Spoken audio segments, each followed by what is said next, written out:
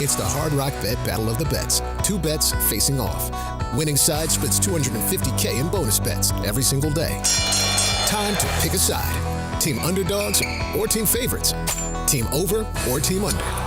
There's one way to settle this. Hard Rock Bet Battle of the Bets. Pick a side for $1. Win your share of $250K or more today.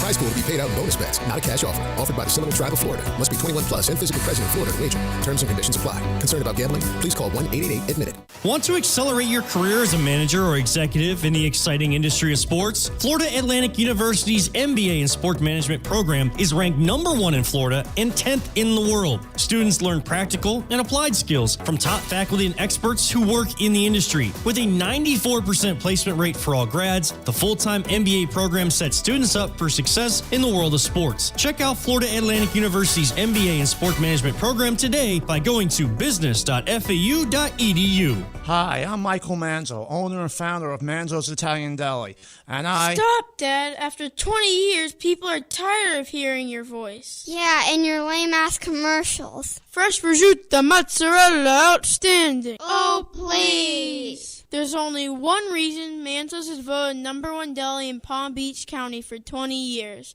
Our mother. She makes sure you prepare everything from scratch using only the freshest ingredients. Manzo's Italian Deli is located on Palm Beach Lakes Boulevard, right next to Rain Dancers. Is that a strip club? No, it's a steakhouse. Manzo's is open weekdays from 8 to 5 and offers free delivery. So stop by or call 697-9411. That's 697-9411. we also specialize in hot and cold catering for corporate functions and special events. Just ask anyone who was at my last birthday party. Here's one golf outing that won't make you feel guilty for being out of the office. Sloan Staffing presents the 5th annual charity golf tournament benefiting the Golden Cub Ambassador Club, an initiative of the Nicholas Children's Healthcare Foundation. Teeing off on Friday, April 25th at Madison Green Country Club in Royal Palm. Sign up your foursome, sponsor a hole, or make a donation today by visiting sloanstaffing.com/giveback. That's sloanstaffing.com/giveback. Business owners, are your employees driving you nuts? Is money tight? Or have you just poured your heart and soul into your business and now it's time to retire and just relax? At Transworld Business Advisors, they have buyers from all over the world ready to buy your business now. Call for a confidential conversation about your business's current value. 561-203-5121. That's 561-203-5121 or visit tworld.com today. Anajar and Levine. Call 1-800-747-FREE. That's 1-800-747-3733. ESPN 1063. WUUB Jupiter, a Good Karma Brands radio station. I don't know about y'all, but Russell Wilson to New York sounds like a giant waste of time. Live from the Anajar and Levine Accident Attorney Studios. The man, your man could smell it. Theo Dorsey is theoretically speaking. But are you a different animal and the same beast? Streaming live on YouTube. You're gonna break up with me because of what I do on the radio? Here's Theo Dorsey. Good people. Oh, you can tell by the ambiance, the birds chirping, the wind is blowing, you feel the breeze up against the microphone. It's your boy Theo Dorsey. This is Theoretically Speaking. And no, I'm not in the studio because C-Cat's not on the other side of the glass on the ones and twos. Instead, he's right here beside me because we are outside dogs. You can't keep us inside these days, C-Cat. No, you can't. And yes, you can hear the birds chirping. Yeah. And as Theo is getting flocked by a bunch of different crows here in Boca Raton, on the TV directly in front of us is a breaking news update about how Minnesota Health is updating us on the avian flu. No. So I don't know if you know about the avian flu, but that's transmitted by birds. Yeah, we got to do something about these birds. My war against birds. This has been a long-standing one. I'm talking about since my early, like probably 8 years old when I awoke to my natural instinct to be an antagonist against the bird They're not community. on our side. Birds are not with us. Like I'm legit like their biggest enemy. Me and birds do not get along. This avian flu thing, more the reason to get them the hell out of here. But outside of just the birds being around here, Prezzo here in Boca Raton, CCAT. The vibes are good. I just had myself a little meal, and they are playing host to us at Theoretically Speaking today because later on, about 5 o'clock after the show, after we wrap up the happy hour, the Pouncey brothers are rolling in, Marquise and Mike Pouncey, former NFL players, a former Dolphin right there, and, of course, national champions with the Florida Gators. Them and myself, we're going to help host the they're calling it a party. A party like a golf tee, and it's because it's in honor of what's happening next weekend here in Boca Raton, and that is the James Hardy Pro Football Hall of Fame Invitational as the PGA Champions Tour makes its way back to Boca Raton for its annual event. So that's going to be the party to kick off the festivities, and again, by then, I'll make sure I wipe the place of all the birds. We're going to have some great times. We're going to have some happy hour drinks, and we're going to vibe out and maybe get to chop it up one-on-one with some former NFL players. One of them also former Pittsburgh Steeler, and we got some Steelers talk to get to today. We got some Jimmy Butler return to Miami talk to get to. TGL Championship. CCAT and I were in the house at SoFi Center to watch the Atlanta Drive Golf Club take down the New York Golf Club. You weren't happy that your New Yorkers lost, but you were kind of excited to be there on the ground level. The inaugural season, you were there for the championship round. You're going to remember that forever, man. Oh, Billy Horschel sinking that hammer down putt on the on the top shelf. So it has a putt, it's got to die on the hill, and then hope it goes in the direction of the hole, and it goes in to turn a 1-point deficit into a 1-point lead going into the 15th and final hole. That was ridiculous. Yeah. Billy Horschel, this is my effing house. Like, the SoFi Center might rename itself to the house that Billy built. TGL was crazy last night. And, yes, I was not only sour because the team that I was rooting for, New York Golf Club, lost, but I also wanted to see another match. Yeah. I wanted to have a winner-take-all match 3 and not just Atlanta sweeping it in 2. Right, and the funny thing is, it looked like it was shaping up to be that way. After individuals, because they do 15 holes, 15 match play holes. After the first 9, after the team rounds, they went to the individuals. New York was up 3-zip. Yeah. It felt like it was over, but Atlanta had all 3 of their hammers, and as they've done all season long, they have used the hammer to their advantage. They were the best with that specialty, which is the hammer, which is what they use to double holes or make other teams concede. It's also what they use to win down the stretch. So epic stuff there. We both agreed. We believe that Atlanta Falcons owner Arthur Blank, who was in the house yesterday alongside Matt Ryan, former Falcon great. Both owners of Atlanta Drive. Yep, and both of them ringless in the NFL, Mercedes-Benz Stadium, bannerless, and we both agree, I think they're going to drop a banner for this. They should have Atlanta Drive ring night, not when TGL Season 2 comes next year in 2026, but they should have Atlanta Drive ring night at a Falcons game. Yes. And drop the banner from that venue. I'm not even saying that facetiously. Like, I absolutely believe Arthur Blank, and I meant to ask Billy Horschel and the folks afterwards in the presser. That's the one regret I have from last night.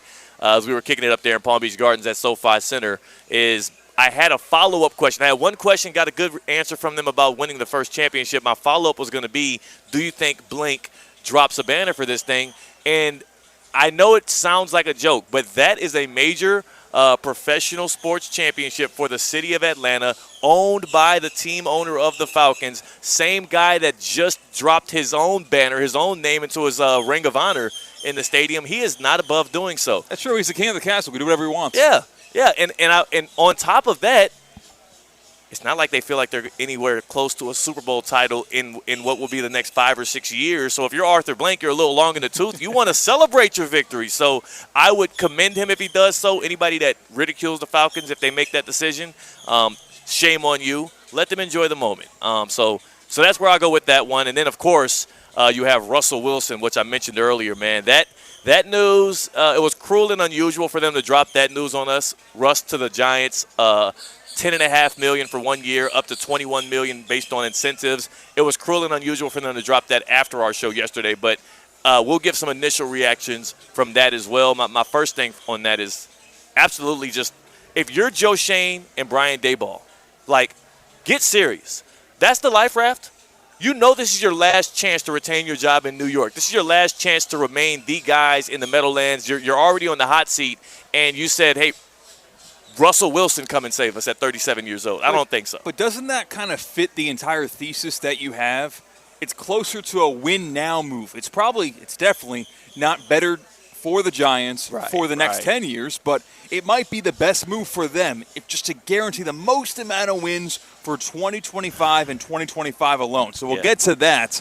And I think it actually kind of follows your logic more than you give it credit for. Right. Well, one more thing on this. And again, we're not starting with this because LeBron James just went. If you're not like cautious or conscious of this at all, LeBron James, like current Laker player, 40 years old, son plays on his team with him, gearing up for a playoff push with the Lakers.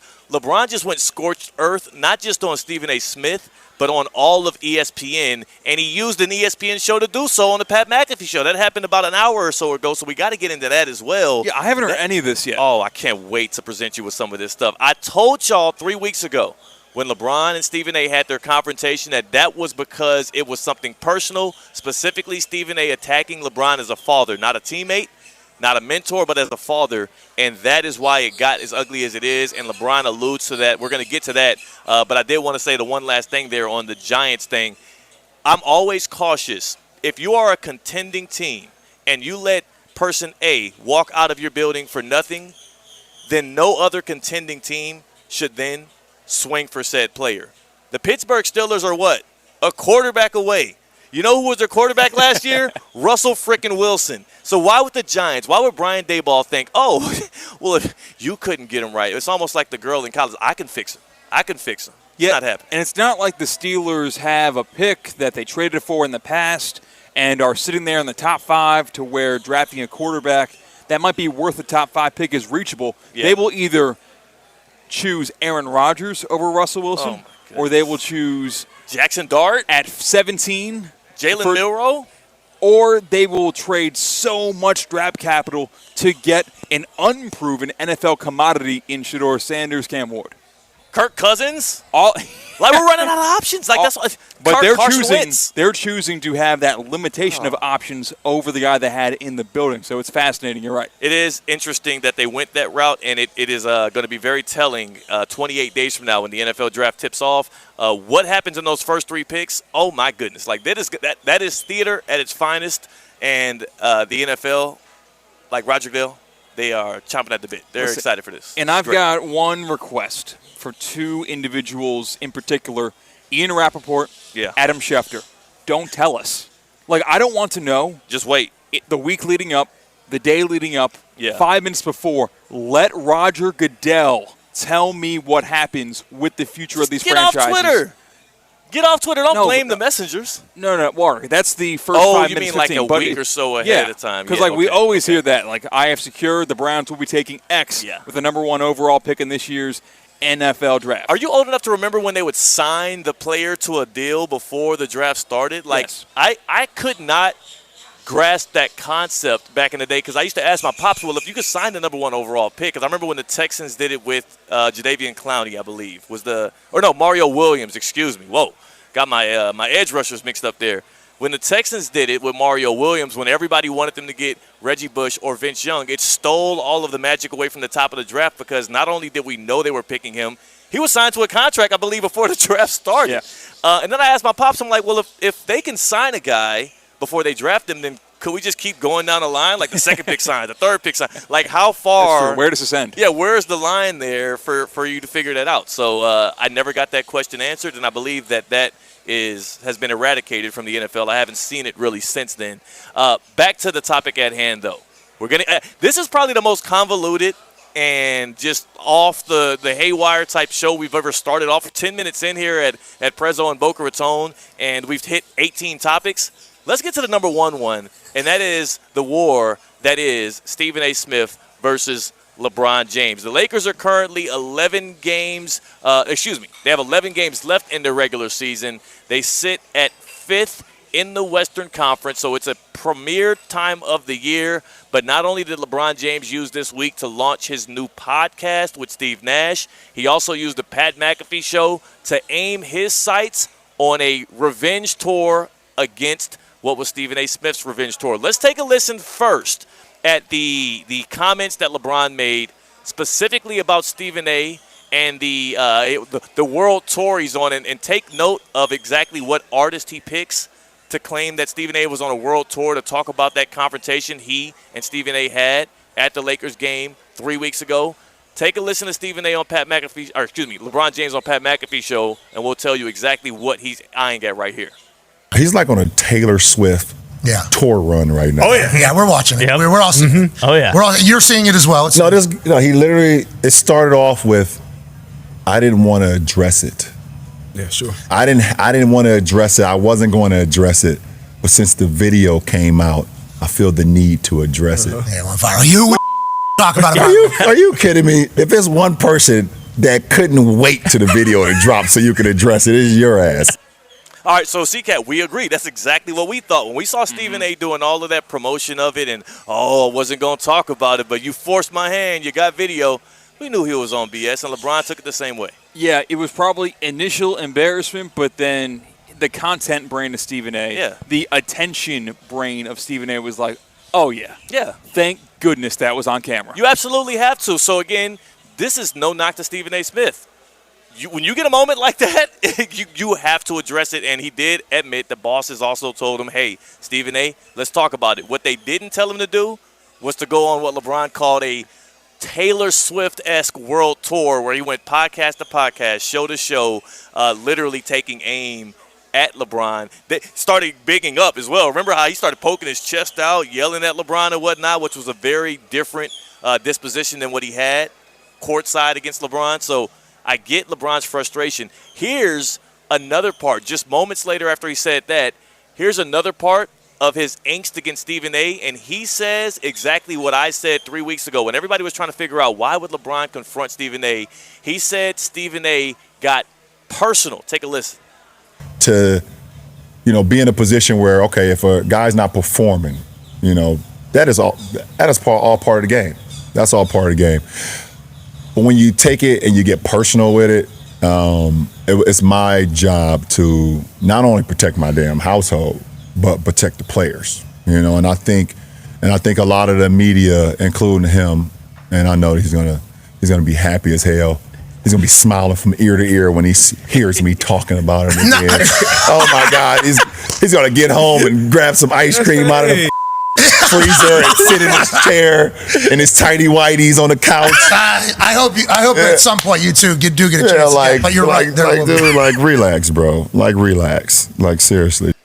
All right, so there goes LeBron again, making fun of Stephen A., painting him in a very dainty light, and also saying that, again, he enjoys this attention that LeBron is now feeding back to him. Because remember, today is the first day LeBron has responded to any of this stuff since he confronted Stephen A.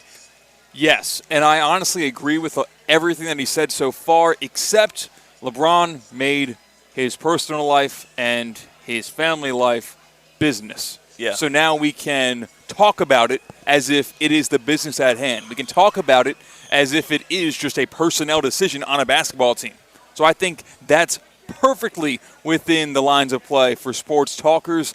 And I wish that he was doing this with Stephen A. Right. This kind of feels a little bit cheap where you can say whatever you want with no retort from the person that you're talking about. Well, isn't that the purpose of the Pat McAfee show? That's literally what they like to do and welcome there. But he kind of gets whatever guest he wants. Yeah, he does. That's why.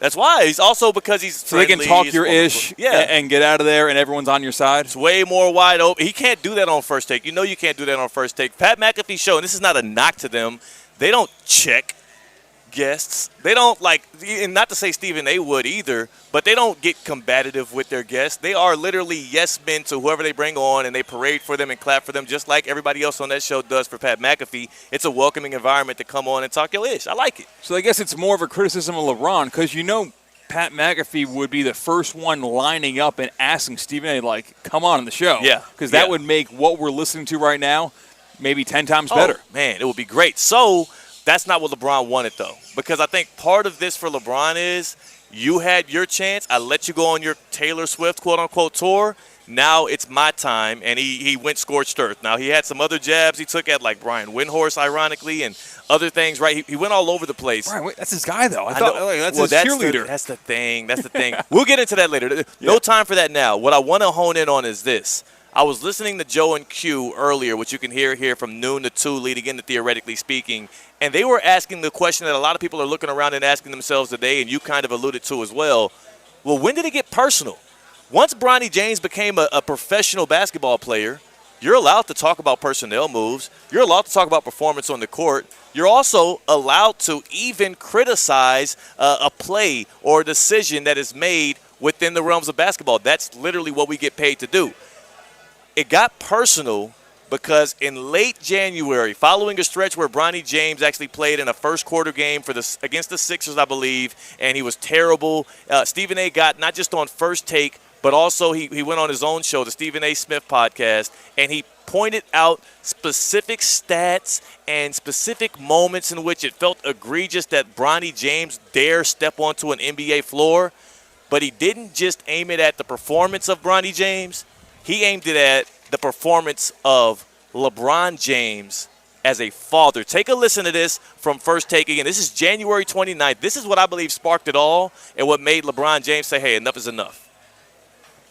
Better than any basketball analysis or analyst that exists. You know what these numbers mean. You know what it's going to do. He's talking to LeBron right now. Your son, to people who are missing out on opportunities, that are busting their tail on other NBA teams in the G League, in Europe, and everywhere else, what kind of opportunity they're starving for. You're exposing your son like this? C-Cat, like, is that a criticism of Bronny being a good basketball player, or is that a criticism of LeBron as a father? That's a criticism of him as a father. Yeah. But you know what it also is? A celebration of LeBron as a father when the Lakers drafted Bronny James. Like, wow. Yeah. You happen to be the greatest basketball player of your generation, and you're also able to raise someone who's good enough to be on an NBA roster. Right. That's ridiculous. Great job, LeBron James. Yeah, that is. So, like, you're going to get personal compliments. You can't. So you're also open to personal attacks. No, so but there goes the issue. I think that's where you and I need to come together and decide where do you draw the line. Because one thing I try to do here on Theoretically Speaking is I do try and talk the narratives. I do talk sports heavily, and we talk about characters often here. I told that line a lot when it comes to Aaron Rodgers, and it's hard to find where you want to draw that line and what constitutes crossing over it.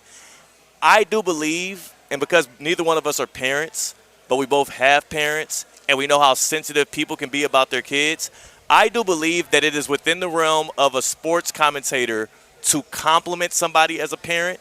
I do believe it crosses a personal barrier once you are now criticizing them as a parent, once you are now giving them parental advice. That you can't get away with that in any field. Take a listen to this other part. That wasn't all he did. Okay, C-Cat, so take a listen to this. Same show earlier on in the First Take, Stephen A. Smith, again, pleading to LeBron James, not as a teammate, not as a mentor, not as a big homie, but as a father. I am pleading with LeBron James as a father. Stop this. Now you're telling me how to parent. We all know that Bronny James is in the NBA because of his dad.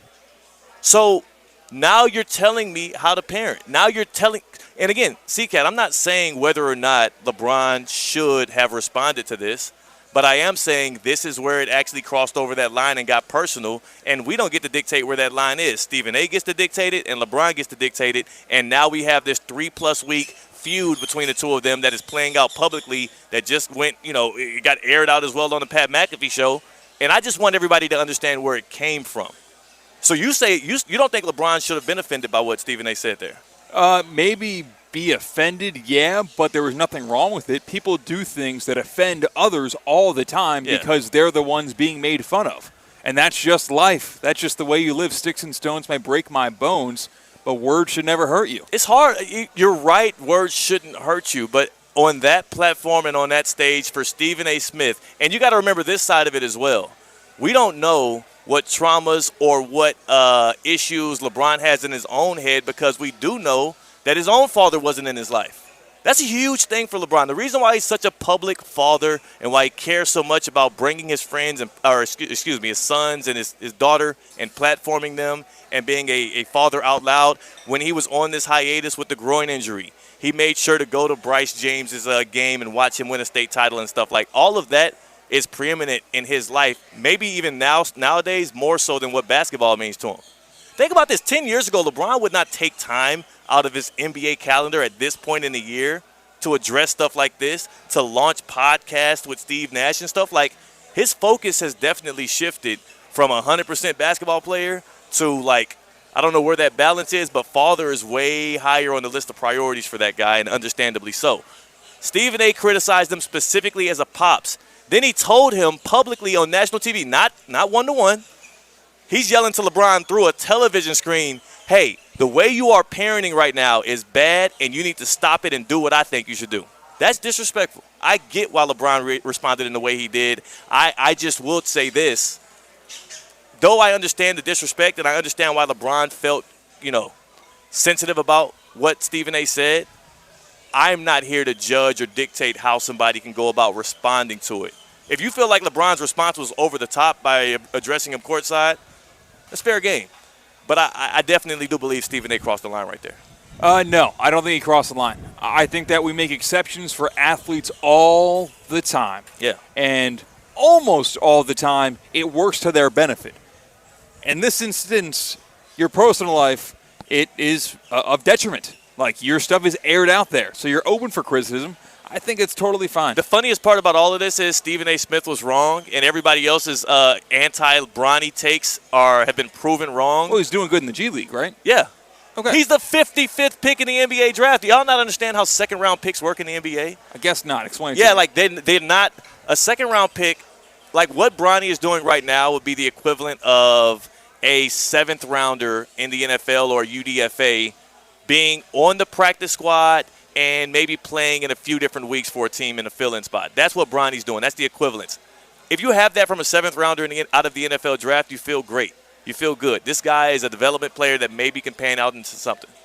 Think about it. Who are the sixth or seventh rounders you know from the NFL draft outside of Tom Brady and Brock Purdy? Not too many. Exactly. So Bronny being a person who could drop 39 the other night in the G League, as well as be a person who could at least be on the NBA floor. J.J. Redick and the Lakers trusted him to throw the jersey on and play. But Stephen A's outperforming the 55th pick. Stephen A. was saying get him off like the main roster. He was saying don't play him in the NBA. And that's because he read off the bad numbers that Bronny was having.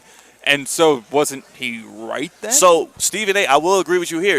Bronny should not be playing in the first quarter of regular season games these days. And I think that was the bigger issue was garbage time, cool. A lot of those numbers Stephen A. read off came mostly from garbage time when game was out of hand. He got some looks up here and there. Of course, he's the focal point of a defense because they know they're going to try to get Bronny some points. That makes sense. But for you to act like LeBron is a bad father because he has his son playing for the Lakers is where the line got crossed. I don't see how you're missing that. We work in the industry of embellishment. Yeah. Like, you make it a little bit more bigger deal than it might be. He called him out as a father multiple times on First Take and on his own podcast. You can't do that. That's like a respect thing, though. Like, you can. Honestly, I feel like we just kind of honor. Like, if Stephen A. is doing it, probably is okay to do. No, it isn't. That's why you're seeing the response. He's made it that high in his profession for a reason. No, it's not. That's why you're seeing the response, and that's why it feels like at least it's clearly not okay. It's clearly not okay. I mean, it's not like he got taken off the air. It's a guy talking to. He went on this tour. Yeah. And he talked about it more.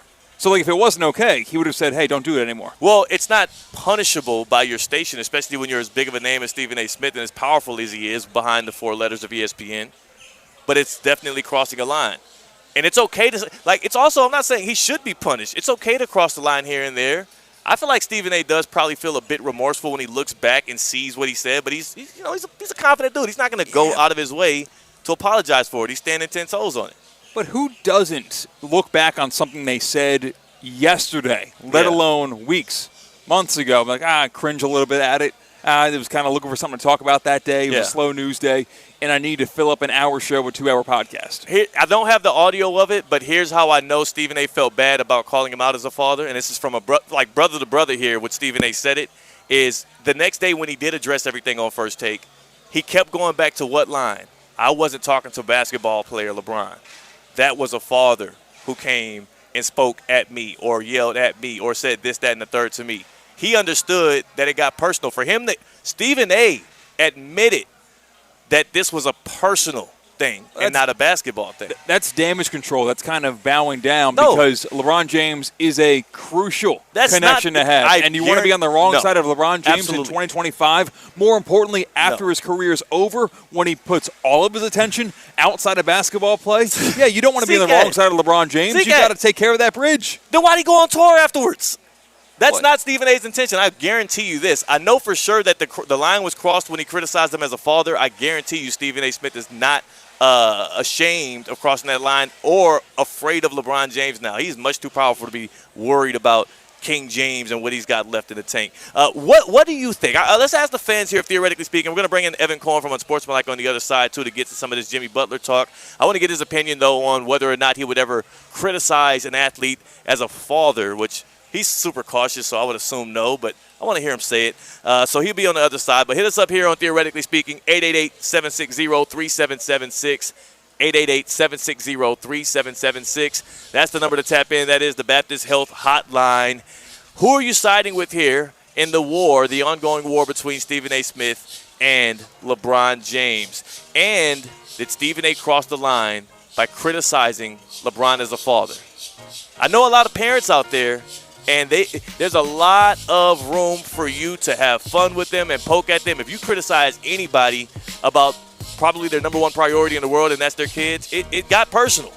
It got personal. 888-760-3776. 888-760-3776. Are you experiencing foot and ankle pain and need to see an expert in the field?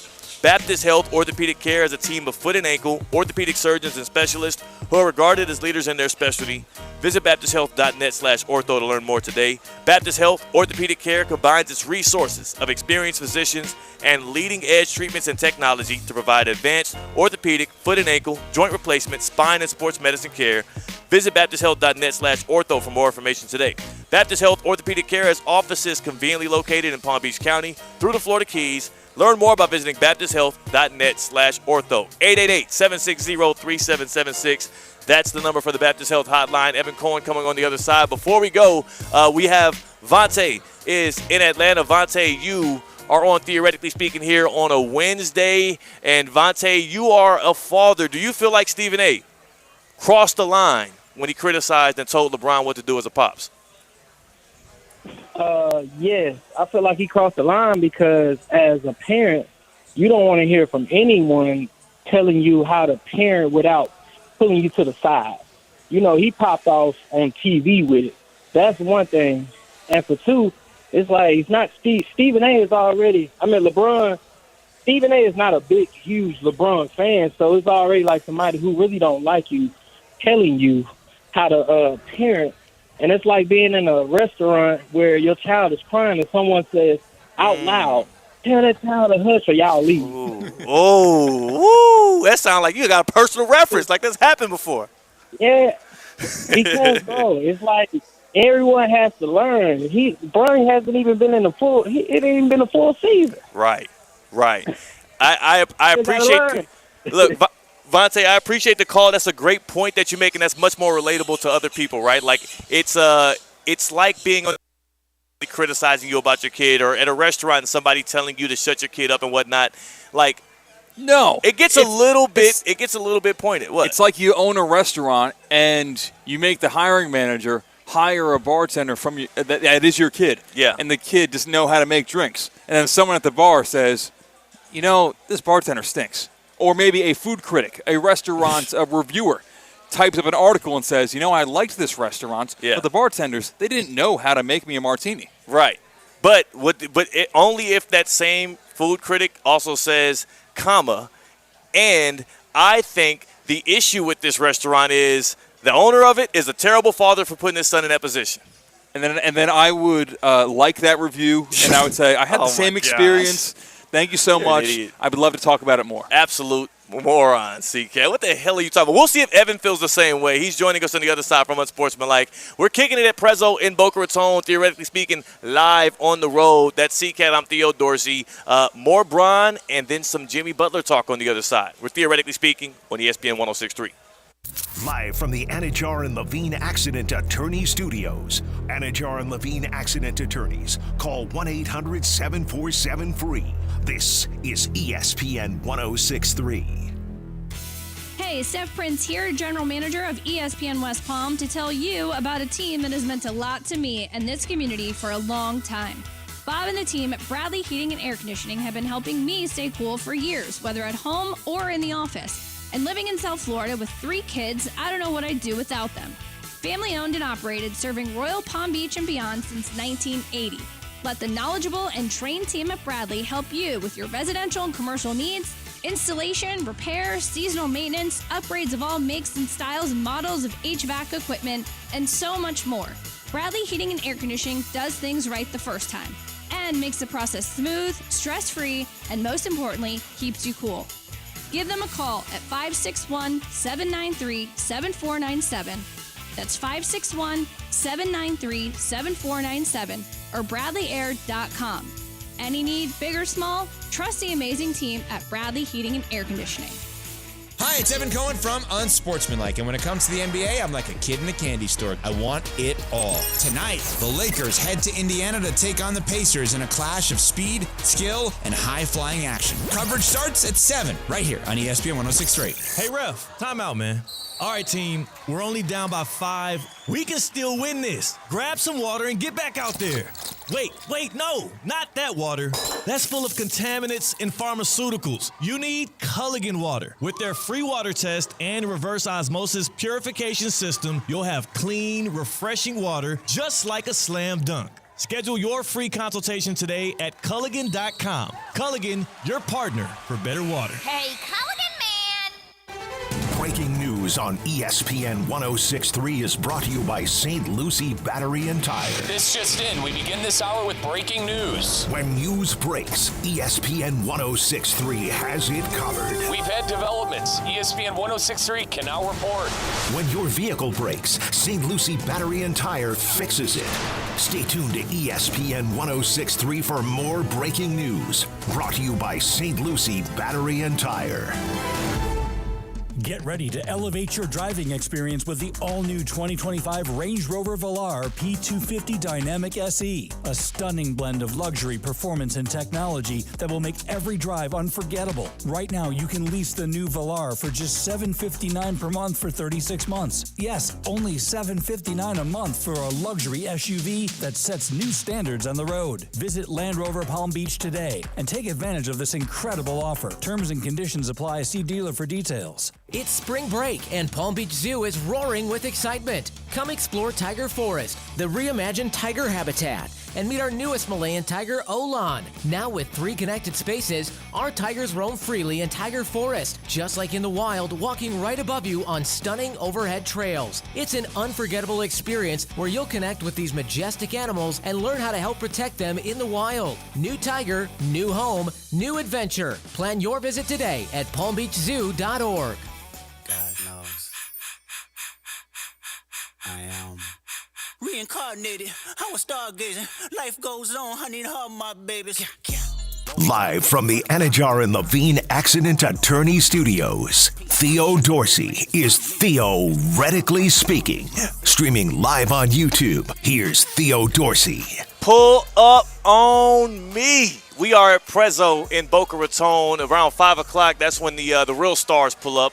Mike and Marquise Pouncey. You know the twins, the former Florida Gators, the national champs who went off to have illustrious NFL careers. We're all coming together for a party, and that's like T as in like a, T-E-E, like a golf tee because, well, the James Hardy Pro Football Hall of Fame Invitational is going to be here next week at the old course at Broken Sound, and that's going to be great. The PGA Champions Tour taking over the area. So this is just a little lead-in event. So pull up at 5 right here, Prezzo, Boca Raton, and we will kick it. Myself, Theo, C-Cat, and the crew. Joining us, though, here now is not to talk about an upcoming event, but to talk about something that shook down last night in Kaseya Center. Evan Cohen is the voice of Heat culture on the national level for ESPN, Unsportsmanlike, 6 to 10 a.m. with Michelle Spallman and Chris Canty. He joins us here on Wednesdays, and no better Wednesday than the day after the Jimmy Butler revenge game that fell absolutely flat, Evan. Were you and JMP texting throughout this one? Yes, we did text around it. I talked to him already today. So, yes, I have continued the JMP requirements that he must watch all games, our teammate Jeremy Marks-Pelt. And if he has to miss a game, he must actually let me know like he's putting in for vacation days. That is correct. Right. So y'all were able to make sure y'all both locked in on it. CCAT and I actually were not able to watch it live. We were at TGL watching the Atlanta Drive claim the very first title. But what was it like live seeing the fans react to that like 50-second or so Jimmy Butler tribute video, and there being a split between the boos and the applause? Because when I listened to it on Twitter back on the videos and stuff, it felt like it was mostly applause in Kaseya. Yeah, so, Theo, there's a lot of different angles to this, obviously. First of all, I'm glad they did the tribute video because of the fact that this will ultimately die down because they did the tribute video. Think about it this way. If they didn't do the tribute video, it becomes a much bigger story today than it already was, right? So, because why didn't they do it? He took them to 2 finals. Now, they would have an easy answer to that. He left on horrible terms on the way out, and he did not nearly accomplish what he said he was going to accomplish in Miami. Now, we look at it and say, amazing 5.5 years, but Jimmy Butler said it was only about bringing championships. So Jimmy Butler did not do what Shaq did, what Wade did, what James did, and what Bosh did. He didn't do that. He didn't do what Mourning did the second go-around with the Heat. He didn't do what Haslam did. Not that you're comparing those. But you get what I'm saying. Like, for his goal, he did not accomplish it in Miami. Jimmy Butler had more winning in Miami than he had anywhere else, but he didn't win enough for his goal. That's the thing, too. And again, last night, the Heat rolled the Warriors. They woke up for this one for sure. 17 for 25 from beyond the arc. 112-86, the Miami Heat win, and they held Jimmy Butler to just 11 points. So the revenge game fell flat. It was not a revenge game. He didn't even look like he was in playoff Jimmy or even locked in regular season Jimmy mode. He seemed like a guy that just spent the past couple of days catching up with family and friends in Miami, and this was just part of his business trip here. But I mean, CCAT, you felt like this was going to have more fire to it as well. Yeah, I want to ask Evan, since he has the journalist brain and he's a self-proclaimed Heat fan, what would you have done if you were at the Kaseya Center? I have a rule on this. It's real simple. You cheer the person, you boo the player. And you can separate based on the start time for a game. When Jimmy Butler's video is going off, I'm giving him an ovation. When the game starts, he's number 10 in the Golden State Warriors. I'm booing him. When the game ends, I don't boo him. He's a person again. And not that you're not a person on the basketball court, but we're looking at you in a uniform that is not who you are. You're not choosing what to wear. You're not choosing how to act. Right? So I look at you as a basketball player for those 48 minutes. The basketball player, I am going to boo. The person, I can cheer before. Now after, based on some of the actions, I may not have cheered him as much. Now, I get that. So part of the storylines coming out of the day, and you're right, Evan, from what you said earlier, the Heat did the right thing. So not only did they play the tribute video, the players also, after the game, seemed to be ready to greet Jimmy and dap him up if he was available, because they did so with the other players of the Warriors, except Jimmy skipped out early. I just don't have it in me to build up the animosity towards him for this. I know that things are still raw. I know he wants to put this facade on as he's the ultimate competitor and we ain't friends on the battlegrounds and whatnot. So I get what he might be kind of trying to portray there. My only thing is, are we really going to try and now take the last 5.5 years and label it as a failure from Jimmy Butler? I know the title didn't come, and that was the standard he set, and that was the goal that we all had for him. But just based on the perception and the bar when Jimmy was acquired in 2019, nobody was even thinking that was a contender, let alone a team that would make it to the finals multiple times once out of the play-in and be a threat in the East every single time they laced them up. Like, I can't go all the way back on that, man. I have fond years with Jimmy Butler. Yeah, okay, but here's the thing. I'm not deeming what happened with Jimmy Butler and the Heat to be a failure. What I'm saying to you is that Jimmy Butler did not accomplish the goals that Jimmy Butler said he was going to accomplish. Forget my opinions or your opinions. Use his words, championship, championship, championship. right? That is not what he brought to Miami. I think, though, the real story from last night, Theo, the real story that everyone should be talking about today, and that is a massive story, is that the cat is officially out of the bag. What do I mean? This was not Jimmy versus Pat Riley exclusively. Oh, yeah. Jimmy Butler had one relationship on the Miami Heat, and that was with Kevin Love, who is literally paid to be the classiest, most wonderful, thoughtful, empathetic person, just like Udonis was before him. His job is to make sure everybody's cool at all times. And that is the only person he had the relationship with. Jimmy Butler turned his back on his teammates and especially his head coach, who no other coach got that out of him to get to that level and did that much with him. Now, you could say for him or with him. And I've talked to many people over the years, as have you, that are professional athletes. I sit with one every day, in Chris Canty, that always say I would never begrudge another athlete for going to get his money. But if I told you another athlete was going to get his money but destroy his teammates and root to that, they ain't cool with that. Every single guy on the Heat but Kevin Love has no relationship with Jimmy Butler. That's the thing. You could tell he and Bam, too. They were strangers. They were strangers last night, which was weird to see. Tyler Hero as well. Theo. Yeah. I don't want to say I knew this all along, but come on. Everyone knew this if you paid attention to it. And it's the kind of thing you don't want to say because you don't have the full information. Tyler was obvious. They were best friends when he got here. They were best friends this year, and they were not friends in between. Duncan Robinson, he beat to a pulp at times, right? Like in terms of screaming and yelling at him. And I get it. That's who he is. That's what he signed up for, right? But like Bam, they never had chemistry on the court, ever.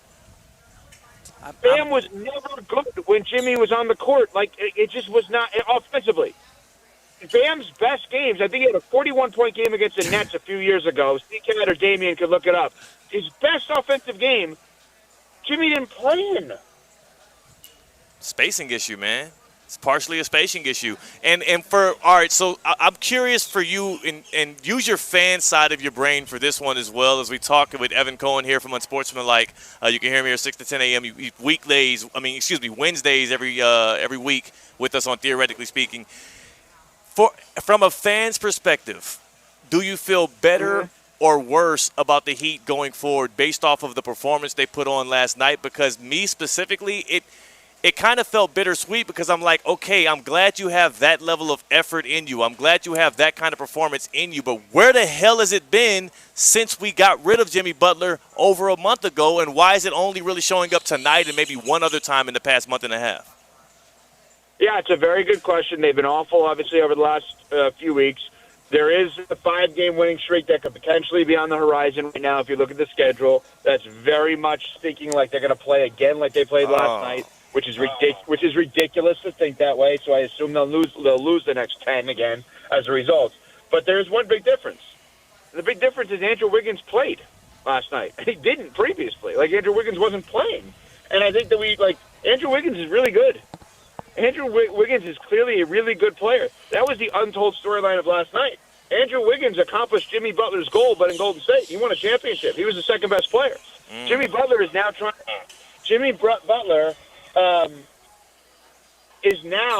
to emulate Andrew Wiggins, be the second best player on the Warriors to win a title. You're right. It sounds terrible, but you're right, because it's not like Jimmy is even the 28 points a game Jimmy Butler. He's been averaging 17 a game and being a primary defender. He is playing more similar to the Andrew Wiggins role. Right, Theo. He's doing exactly what he did when he first got to South Florida, okay? Which I loved, and I love what he's doing there from this perspective. He wants to show you how much of a team guy he is to make up for what happened previously. So if you remember, it was everywhere he goes, ugly exit. Upon arrival to the new place is always, everyone says it, me included. Wow, I didn't realize how good of a passer he is. Wow, I didn't realize how smart he was. Until everyone around him inevitably says, Jimmy, we need you to take over. All right, they asked me to do it, so that's what I did. Right? he works in extremes. It's either really horrible teammate or amazing teammate. There's no in between with him. That's who he is. So I know the question was about the Heat moving forward. I don't know what the heck the Heat are moving forward. I don't know if it's last night you saw how the young players can operate, get more of them in there, or I don't know if it's Pat Riley is sick of all this and now goes back to being cutthroat like he's been in years past. And Tyler, thank you for everything we're selling high. Because the reality is, if Pat Riley felt like he was going to call Jimmy Butler out, he should have traded him when nobody saw it coming. And wait. If Jimmy Butler felt the need to be an awful teammate, like we now know he was, don't show up at all. Well, then he wouldn't get paid. Then he wouldn't be able to cash the checks, Evan. I mean, he wants both. Okay, so is it about winning or is it about money? It's about both, apparently. Remember, even when he wanted to be traded, he's like, I want the money, I want the winning, and I also would really like to play in a city that I would love to live in. Like, I just want it all. So why did he want to go to Phoenix, which has a beautiful place to live and the money, but no winning? Why did he want to go there? That still cripples me to this day, trying to figure out what the plan was for Phoenix. Maybe he thought he'd be the difference. I don't know, Evan. And by the way, Theo, he may end up in the same spot as the Heat. They both may be in the play-in this year. Oh man, it's likely because the Warriors, who are on a hot run, have now dropped a few, and Steph Curry hasn't been playing. I'm not sure when he'll come back to the court. I think Steve Kerr said maybe Friday he will be back, but. They're right now at the 5 seed, and it's not that West is stacked up. So, but before you go, Evan, one last thing. We were having the conversation. Yeah. I'm not going to ask you about the feud itself, but do you ever, as a sports radio host, feel like it is within your means to criticize an athlete, coach, or any kind of person that you cover as an actual father? Like criticize their parenting and not maybe like their decision-making or a bad shot they took? Let me go so far the opposite way, and I am very much Team Stephen A. on everything. I know what you're getting at because I love Stephen A., so I will. Okay, but let me just tell you something. I find it such a turnoff if anyone tells me they're a good parent. I don't understand how anyone could be a good parent. I don't get it. What do you mean? Can love their mother. A kid can love their mother, their father, their guardian, whoever it is, that is their parents. Anyone who walks around telling someone else that they're a good parent is insane to me. It is the hardest job in the world. There is nothing that prepares you for it. I don't know how anyone can consistently feel satisfied in the job they're doing as a parent. I'll say this person is, yeah. I was just going to say, the one caveat I would have to this is I'm not in any of these people's minds. I do know that one of the biggest sticking points for LeBron James has been being a good father, and a lot of that stems back to the fact that he did not have the kind of relationship with his father that he might have wanted. So I think it's just that is a topic that he's clearly going to be sensitive on, and I think that's why this has kind of gotten out of hand. I don't want to talk about LeBron in this regard, but I will talk about it this way. A person who enters a different relationship trying to make up for a deficit in a previous relationship is already starting the new relationship off kilter. Yeah. That's true. That's true. You're bringing in other baggage. So, again, I hear what you're saying, Evan, and that's why it's such a tricky line to toe. But I only bring up that point because back when this first all started, I made the initial point that the reason LeBron reacted in this way was not because of anything that was said about the game or the stats or anything like that. He felt he was being criticized as a father, and whether or not people can say they're good parents or not, I know one thing about parents. Anybody that gets criticized, especially not to their face, but just publicly out loud about their parenting, they take it very personally. So I just think that's where it's Let me ask you a question. If one member of a relationship cheats on another member of the relationship, would you say that person is a bad spouse? Yes. Okay. I would too, but is that actually fair? Do you know for a fact they don't have an open relationship? See, but it wouldn't be cheating then. It wouldn't be cheating. See, that's the thing. That's the line, right? Of course, well, but the point is, yeah. Well, if you have an open notes test, using the notes is not cheating. Yeah. That's not two people, C-Cat. You cannot even come close to comparing the two. I'm saying like a polygamous relationship is a polygamous relationship or an open relationship. I wouldn't consider you stepping out. Now, cheating would be doing something outside of the bounds of your relationship, which would make you a bad partner. In your mind, in my mind. What about in their mind? The point that I'm getting at is we are judging other people's relationships that we don't actually know. That's true. I think, and again, that's why it feels personal. Right? That's why it's a line that you wouldn't cross. You wouldn't do it in your chair, and I know you're not going to say anything critical of anybody else, so we'll leave it there. I get it. It's a very tricky line. I just think I'm going to criticize any person that walks around telling somebody how great of a father they are. And LeBron James, to his credit, has never said I'm a great father. He said, that's my son. Big difference. Big difference.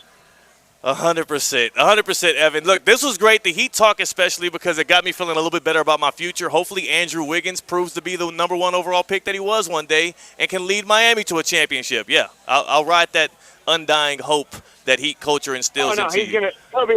He'll be on the Suns next year. Anyway, all right, guys, thank you. That's Evan Cohen from Unsportsmanlike. Appreciate the call. As usual, Evan is always great here, and he comes via the Baptist Health Hotline. We got some theoretically trivia coming up. We're going to do it on the other side. We want to get the callers on first. Let's get the callers on right now because there is $25 at stake. 888-760-3776. 888-760-3776. Call in now to get in line for theoretically trivia. $25 gift card will be on the line. You can win it. All you got to do is pick between C-Cat and myself. 888-760-3776. Call in right now to make sure you can tap in and be on Theoretically Trivia. That's C-Cat. I'm Theo Dorsey. K-Chums on the other side with the trivia questions. We're Theoretically Speaking on ESPN 106.3.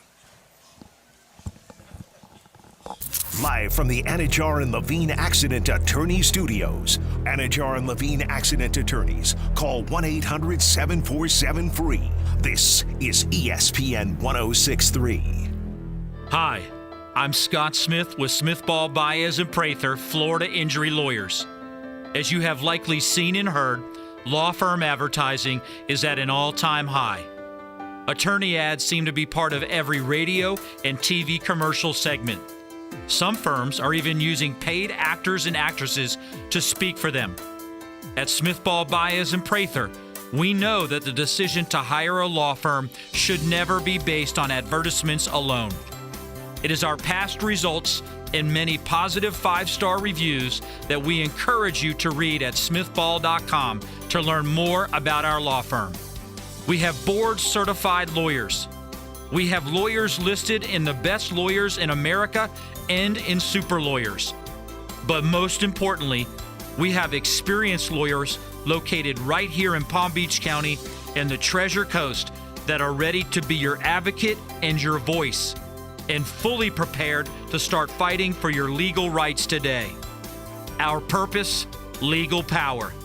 Our mission, huge results. If you've been injured, the lawyers at Smith Ball Baez and Prather will help. Call us at 500-HELP, 500-HELP. With Smith Ball Baez and Prather, help is just a local phone call away. Offices Palm Beach Gardens, Boca Raton, and Port St. Lucie. Is your credit on life support? Greenway Kia of West Palm Beach will be hosting a credit clinic at the dealership today and tomorrow. Local bank representatives will be on site to grant special approval to consumers who meet certain minimum criteria. If you have a job bringing home $350 weekly, the credit clinic at Greenway Kia of West Palm Beach wants to approve you so you can drive home your new Kia today. Greenway Kia of West Palm Beach will be hosting a credit clinic at the dealership today and tomorrow. Hello, is this thing on? I repeat, Greenway Kia of West Palm Beach will be hosting a credit clinic at the dealership today and tomorrow. If you have a job bringing home $350 weekly, the credit clinic wants to approve you for a new Kia today. So what are you waiting for? Don't miss the credit clinic today and tomorrow at Greenway Kia of West Palm Beach. Call 800-NEW-KIAs or go online at greenwaykiawestpalmbeach.com. We want to see ya in a Greenway Kia. Credit affects down payment and approval term. What would you do with an extra $700? You can earn up to $700 per year with Boost Checking from Flagler Credit Union. Boost Checking pays 7.0 annual percentage yield on balances up to $10,000. That's up to $700 extra to do what you love. Boost Checking from Flagler Credit Union. Requirements apply to earn the highest dividend rates. Limit one checking account per membership. Dividend rates and annual percentage yield subject to change. Business accounts do not qualify. Insured by NCUA, proud partner of Florida Atlantic University Athletics. Embark on a culinary road trip through South Florida at the 2025 Orange Bowl Food and Wine Celebration, presented by Florida Blue. An evening of foodie fun awaits on Friday, April 11th at the Seminole Hard Rock Hotel and Casino, with unlimited food and drink tastings from over 40 of South Florida's top restaurants and chefs, and dance the night away with the live band and DJ. Tickets start at just $125, and proceeds benefit Orange Bowl Care's community initiatives. Get your tickets at orangebowl.org. Hey, ref, time out, man. All right, team, we're only down by 5. We can still win this. Grab some water and get back out there. Wait, no, not that water. That's full of contaminants and pharmaceuticals. You need Culligan water. With their free water test and reverse osmosis purification system, you'll have clean, refreshing water just like a slam dunk. Schedule your free consultation today at Culligan.com. Culligan, your partner for better water. Hey, Culligan man! Anajar and Levine. Call 1-800-747-FREE. That's 1-800-747-3733. ESPN 1063. WUUB Jupiter, a Good Karma Brands radio station.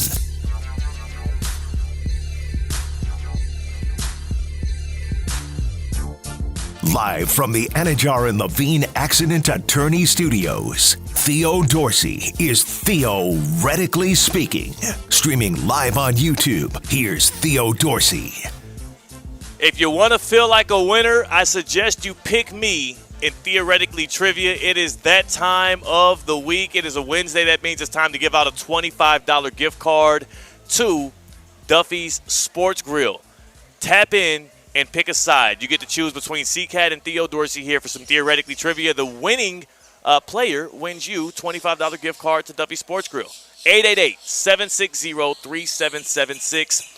888-760-3776. Your last chance to jump in. I believe we have one. We need a second one. We're going to get some Theoretically Trivia going, and one lucky fan of Theoretically Speaking is going to get $25 richer, and you don't even have to answer a question. All you got to do is call in 888-760-3776 and tell Damien who you want to pick in this 1v1.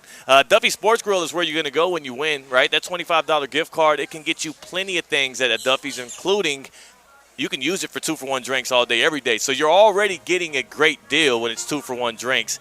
Now bake in the fact that you're using your $25 gift card that you got right here off Theoretically Speaking, and you're really in the game. You're having a great time. You're eating and drinking in 80 or more televisions in every location. Oh, my goodness.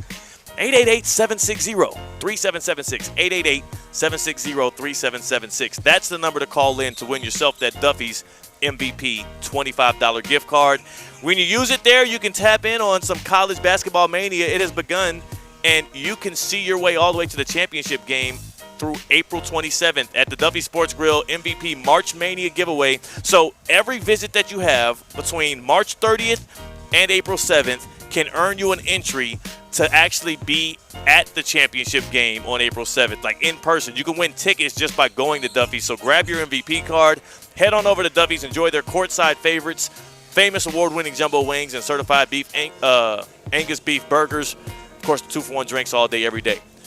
Duffy's Sports Grill. At Duffy's, our game is always on. All right, Damien, who is competing on Theoretically Speaking Trivia? Theoretically Trivia, as we and shorten it. Economy of words. We've got Mike from West Palm, and he picked me as his champion. So it's all on me to try one of our fans some cash to Duffy's. Right. 888-760-3776. One last person's chance to actually win if you pick me, because C-Cat might be – I'm kidding. You probably have a good shot. Is Cade Chumslin in the house? He's right there. Yes, sir. Oh, wow. Cade coming through with that heat. What's our trivia topic today? Oh, man, we got to talk about some TGL action, my man. We got to recap this initial TGL season. All right, well, congrats. Congrats to our guy Mike. Yeah, Mike might have scouted and thought wait a second. TGL last night. I know CCAT talks about golf and TGL a lot. I like my chances. All right, so look, the rules are if CCAT wins, Mike gets a $25 gift card to Duffy Sports Grill. And Cade, you're tossing questions back and forth. Who you starting with? We're going to start with CCAT. CCAT, pick list number 1 or number 2. I've got 3 questions for each of you. Number 1. Number 1, here we go. Which TGL team had the best percentage for greens in regulation during the regular season? Greens in regulation, it's got to be either the Bay or LA Golf Club. I'm going to go with LA Golf Club. Incorrect. Theo with a chance to steal. I'm going with the team that had the one person that had a perfect fairway percentage, and that's going to be the Atlanta Drive Golf Club. That was not the question. Go ahead. That is also incorrect. CCAT, it was your second option. Greens in regulation. Wow. The Bay. That would be the Bay. So it wasn't Atlanta either, though. 74.7 percentage. It was the Bay. No one gets it right. Jeez, all right. I'm over watching the birds fly around. All right, next. What's the next one? This one's for Theo. Which team threw the least amount of hammers? Atlanta Drive Club. Incorrect. Damn it. Ooh, if you asked that question before Valentine's Day, you were right. I know. But the least amount of hammers thrown, Jupiter had to throw all their hammers because they were always behind. I'm going to go with the least amount of hammers thrown going to LA Golf Club. Incorrect as well. We were going for New York. Oh, that's true. They left with 2 in their pocket last night. Right. Or 2 nights ago. I guess if you're counting the playoffs and the final as well, that makes sense. This was only during the regular season. I guess I should have cleared that one up. We wouldn't have gotten anyway. They only threw 6 all regular season in 5 matches. Yeah, Xander tried to throw 2 of them late. That's why they didn't count. Come on, Shoffley. Yeah. You shoot trigger shy. Half hammers. All right, we're still 0-0 after one question. Let's go back to CCAT. Which player in the TGL won the most amount of single hole points? Gotta go Billy. Oh, it's one of 3 guys. I'll go Billy Horschel. That is correct, CCAT. Well All done. right. Wow. Come on. That was really good. Thank you. Right. What's next? Going over to Theo. Which player averaged the shortest driving distance? We're talking TGL. Tomorrow's Golf League was just wrapped up with the Atlanta Drive winning it. This is theoretically trivia. Shortest drive distance, Tiger Woods. No. The old man. Let me try Lucas Glover. Incorrect as well. This would be Kevin Kisner. Oh, that makes sense. Dang. You had to go with the old men, and I picked the one that's actually still playing competitively. That's on me. Yeah, that was stupid. Here we go. Next. Final round. CCAT up 1-0. CCAT to win it all with this one. Name the Boston Common golf investor who is a prominent Irish singer-songwriter.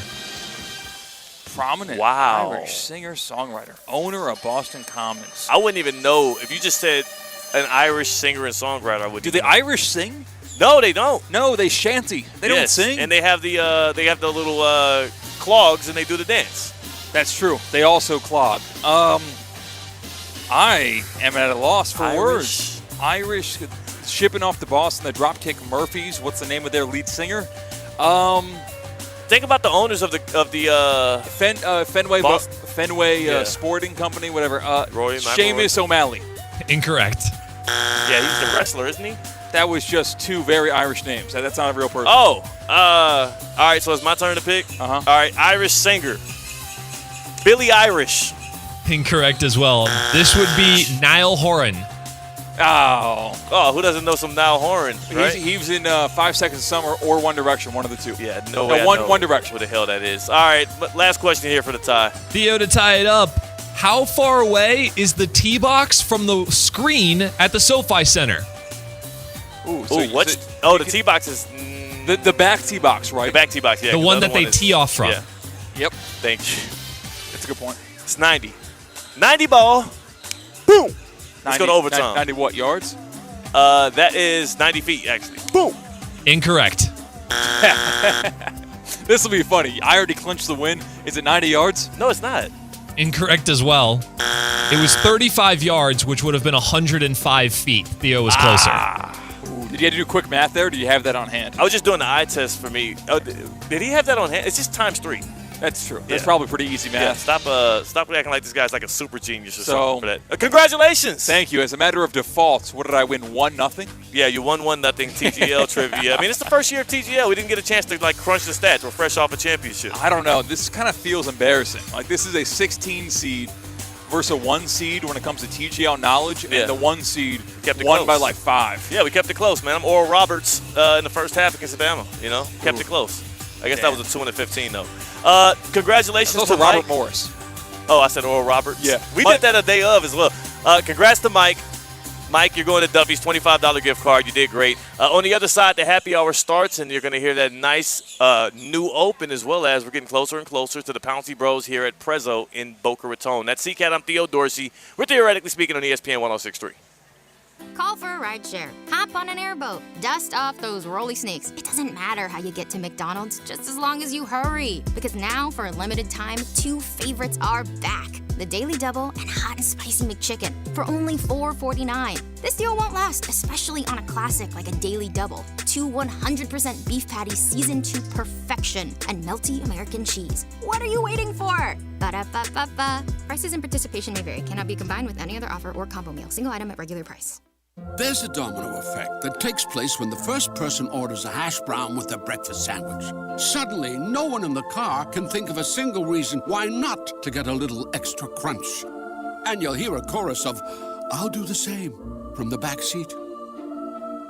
Get deals on our breakfast classics, like the $5.49 breakfast combo meal exclusively in the McDonald's app. Offer valid through 3/31/25 at participating McDonald's. Valid once a day. Must opt into rewards. Ba-da-ba-ba-ba. Kaiser University's flagship campus, the 100-acre residential campus at 2600 North Military Trail in West Palm Beach, extends Kaiser University's educational offerings to over 100 degrees in the heart of South Florida. Kaiser University also has an athletic program with 20 national championships, including the 2024 Women's Swimming and Diving Championship and 2023 football, lacrosse, and men's swimming and diving titles. Visit KUSeahawks.com for the latest. Panthers fans, it's almost playoff time. Join the ESPN West Palm Street team and Coors Light at the Catch Neighborhood Bar and Grill in Stewart, Friday, March 28th from 6 to 8 p.m. Come cheer on the Cats as they take on Utah. Enjoy $3 Coors Lights from 3 p.m. to close every day, and you'll have a chance to win Florida Panthers tickets. See you Friday at the Catch in Stewart. Must be 21 or older to participate, and Molson Coors reminds you to please drink responsibly. Wing Wednesday. Brought to you by Hurricane Grill and Wings. 30 bold flavors, ice-cold beer, handcrafted cocktails. Your home for sports is Hurricane Grill and Wings. Find your spot at hurricanewings.com.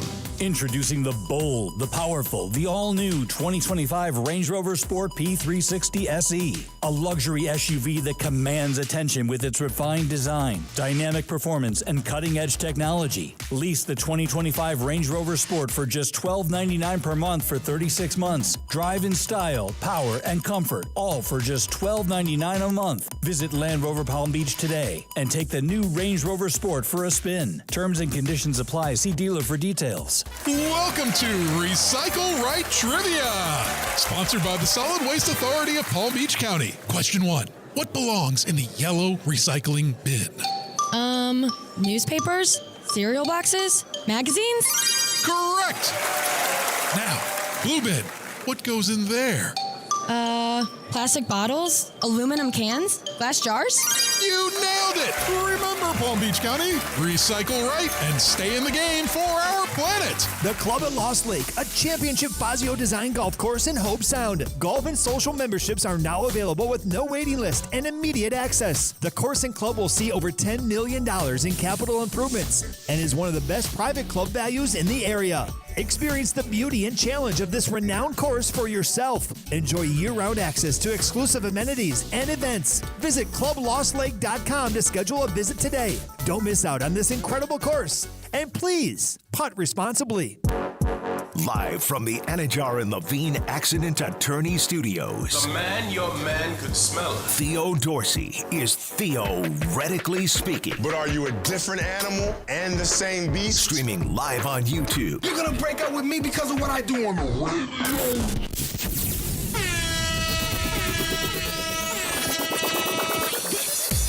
time for the Happy Hour, presented by Live Golf Miami, April 4th through the 6th. Get your tickets at livegolf.com. Here's Theo Dorsey. Good people. It is your boy Theo Dorsey. We are back in the Happy Hour, and again, it's the Happy Hour presented by Live Golf Miami with Tina. No Tina today. She could not make it out here to Prezzo, but we got C-Cat right here next to me on the ones and the twos remotely. No glass between us, though, man. Dude, like, it's hard to get me to work because I keep on planning my weekend. Not this weekend, but next weekend. Yeah. Live Golf is returning to Miami April 4th to the 6th to battle it out on one of golf's toughest tasks. The best in the world tackling the Blue Monster at Trump National Doral. Global superstars will be present each and every day, April 4th through the 6th. We're talking Legion 13 Captain John Rahm, Fireballs GC Captain Sergio Garcia, and 26-year-old wonder Torquay Golf Club Captain Waco Neiman. I'm a Crushers GC fan, led by U.S. Open champion Bryson DeChambeau, so you know where my loyalties lie. This year, actually on Saturday, on April 5th, the middle day of Live Golf Miami, Sublime will be live and in concert for absolutely free immediately following the golf. You got to be there. You got to buy your tickets. See why 102,000 people showed up in Adelaide, Australia when Live Golf came to town. LiveGolf.com/tickets. LiveGolf.com/tickets. And there's some cool elevated options there for Live Golf. Club 54 right on the 18th hole, multi-course menu, fully open bar complete with cocktails. LiveGolf.com/tickets. Live Golf returning to Miami April 4th through the 6th, counting down the days. Let's go. Let's go. This will be my first time. I'm going to make sure I get my first time seeing Live Golf in action. It's going to be a fun time. I'm going to be there almost every day. Yeah. It's a fun time. It's going to be a good time, man. Happy hour here. Your boy C-Cat, it's Theo. We are kicking it, man. LeBron James. He has very few moments where I believe criticism is applicable. And I mean more so like the criticism, and I cannot believe he did that. This is just inherently wrong. This is bad. Right now, what he just did on the Pat McAfee show, though, C-Cat, on ESPN's airwaves, where it feels like it was a tell-all. This felt like one of those books where you're dropping quotes to sell tickets and stuff. I'm not sure what his whole angle was, because this is greater than a beef with Stephen A. Smith. This feels like a thing where he's trying to, take out all parties involved. He's going full scorched earth. So Pat McAfee has opened up and it's public that he does pay guests. He did pay Aaron Rodgers. At least that's the one most popular when that news was released. LeBron's got to be getting paid for this, right? Because isn't this the same LeBron James who his trademarkable slogan when it came to either playoff time or playoff chase time was going 0 dark 30 and shutting off social media and focusing on the main thing, which was winning basketball games? Yeah. This makes sense if he was doing this in, August. This doesn't really make sense right now. It's in the middle of the regular season. So the timing of this is weird. 11 games to go for the Lakers. They are in the 5 seed. Also for LeBron, you are not you launched the podcast with Steve Nash just now, right? Same time this year, a little bit beforehand, actually, he launches the podcast with J.J. Redick, and then that ends up turning into J.J. Redick becoming his coach, right? You said, I was about to say, it seems like it. It does seem like it, right? From J.J. Redick to Steve Nash to now having a tell-all with Pat McAfee, actually. My only issue with this is I'm starting to lose track of what his priorities actually are. Because he started going in on NBA conspiracy theories. He started talking about specifically his relationship with the GOATs like Michael Jordan and Kobe. This is legit. If he did get paid by Pat McAfee and them, they didn't pay him enough. They got all of the good stuff out of him in one sitting, and it feels like he never gives you anything close to this. And before this podcast that he's launching, like you said, he already had one with J.J. Redick. Yeah. He had an opportunity for that. He has that HBO show, The Barbershop, which kind of feels like everything he's talking about on the Pat McAfee show earlier today is perfect for, what is it called, the barbershop? Yeah, the barbershop, shop talk or whatever. Everybody does a barbershop thing. Nick Saban had a barbershop thing, too. Yes. He has his own platform. Like, dude, we got to tell him about the media, man. You keep the good stuff for yourself and capitalize. You don't give the good stuff when you're a guest on somewhere. But that's what makes me a way more eerie. And we're going to get to all of the things in which LeBron actually, peeled back the curtain on the Pat McAfee show. It makes me way more eerie about the timing of this and just how transparent he was. I think there's something bigger boiling with LeBron. And it had nothing to do with their playoff push. I think he does still care about basketball. He still wants to hoop. He still is hoping to get a championship with Luka. I just think that this has to be something bigger. I am super skeptical now, and I need to go watch that thing in full. And again, $100 million?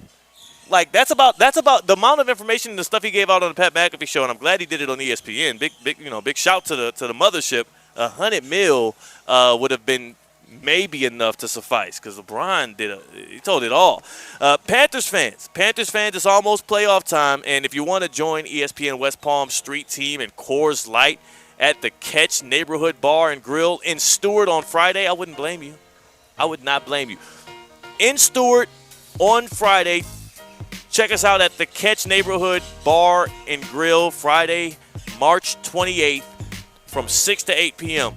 As the Panthers take on Utah. Now, you're going to want to come on and cheer the Cats on. Enjoy $3 Coors Light from 3 p.m. to close every day, and you'll have a chance to win Florida Panthers tickets. We'll see you Friday at the Catch in Stewart. Friday, March 28th.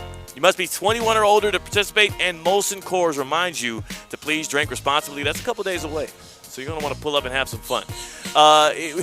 Russell Wilson. It was supposed to be the main topic today before LeBron literally started, revealing the pages of his diary on the Pat McAfee show. Russ signed to the Giants 1 year, $10.5 million. Based on incentives per reports, it could earn him up to $21 million. In just a 1 year deal, he'll join a quarterback room that is Jameis Winston, who just signed on for 2 years, $8 million, and then Tommy DeVito, 1 year, $1 million.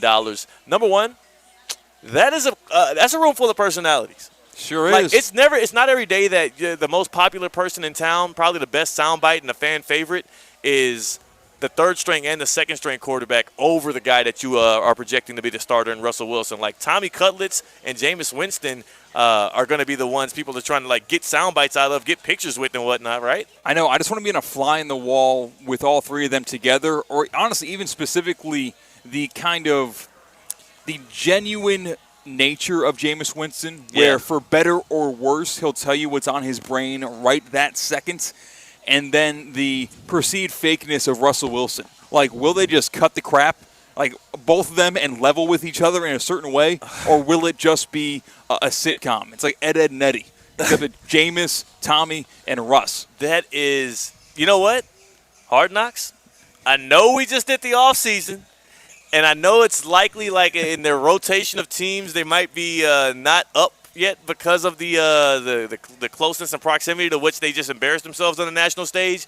But if you want to redeem your image on Hard Knocks, what better way to do so than to have Russell Wilson, Jameis Winston, and Tommy Cutlets out front with microphones on all training camp. At the very least, it'll distract us from the bad football they're going to inevitably play together. And they still have the third overall pick of this year's NFL draft. And reports are they still are weighing more options. They already have three guys. Yeah. They signed all three of these guys this offseason, and they still are weighing their options in terms of whether or not they're going to take a quarterback in that 3 spot. All right, so before how about we address the Giants now, then we'll address the Russell Wilson of it all next. For the Giants, you now have a quarterback room that is non-committal, especially past this year. Russell Wilson at $10 million, that's backup quarterback money. That's not even Daniel Jones money. Yeah, 14. That's not even Daniel Jones money. So you're not necessarily committed to starting that guy even at that price. And, of course, Jameis Winston and Tommy DeVito are projected to be backups, and either one of them can be cut and they would not feel a thing. So that's number one that we need to remember. The Giants still could draft a Shedeur Sanders at number 3 and have plans on either starting him this year or having him be the quarterback for the future. And if you're Brian Daboll and Joe Shane, those are the two people I look at here. They're the ones with their jobs on the line. So I try and look at it through the perspective and the eyeballs of those two fellas, and that would be the best of both worlds. If you're Joe Shane and Brian Daboll, I kind of see the plan formulating right now because everywhere else, everybody is assuming this means that they're off of Shedeur at 3 and that they're going to stick with their guy and Russell Wilson and see what he can get out of this year, and they're going to try to make a push for the playoffs and whatnot. I don't think they're foolish enough to believe that after the Steelers allowed Russell Wilson to walk out of the door, that he would be the key to getting them over the hump to making the playoffs. I believe they get Russell Wilson in that locker room to be the starter maybe weeks 1 through 6 or 7, and you're going to hope that you get some good play out of him. You're going to hope that defense carries you into a few wins here and there. But I still think at number 3, you're sticking right there, and you're going to pick Shedeur Sanders, and he is going to be the hope that you can sell. So now you can look at your owner, Jim Mara, and say, hey, not only are we competent with Russell Wilson, the future of this franchise is right here with Shedeur Sanders, and who better than Brian Daboll to continue to coach him up and get him there as he sits behind Russell Wilson. This is like a job-saving move to me. See, everything you've just said sounds good. Yeah. Like I thought you hated the move. No, here's what I would hate the move if they didn't then draft Shedeur Sanders. I've been saying the Giants are the perfect spot for Shedeur.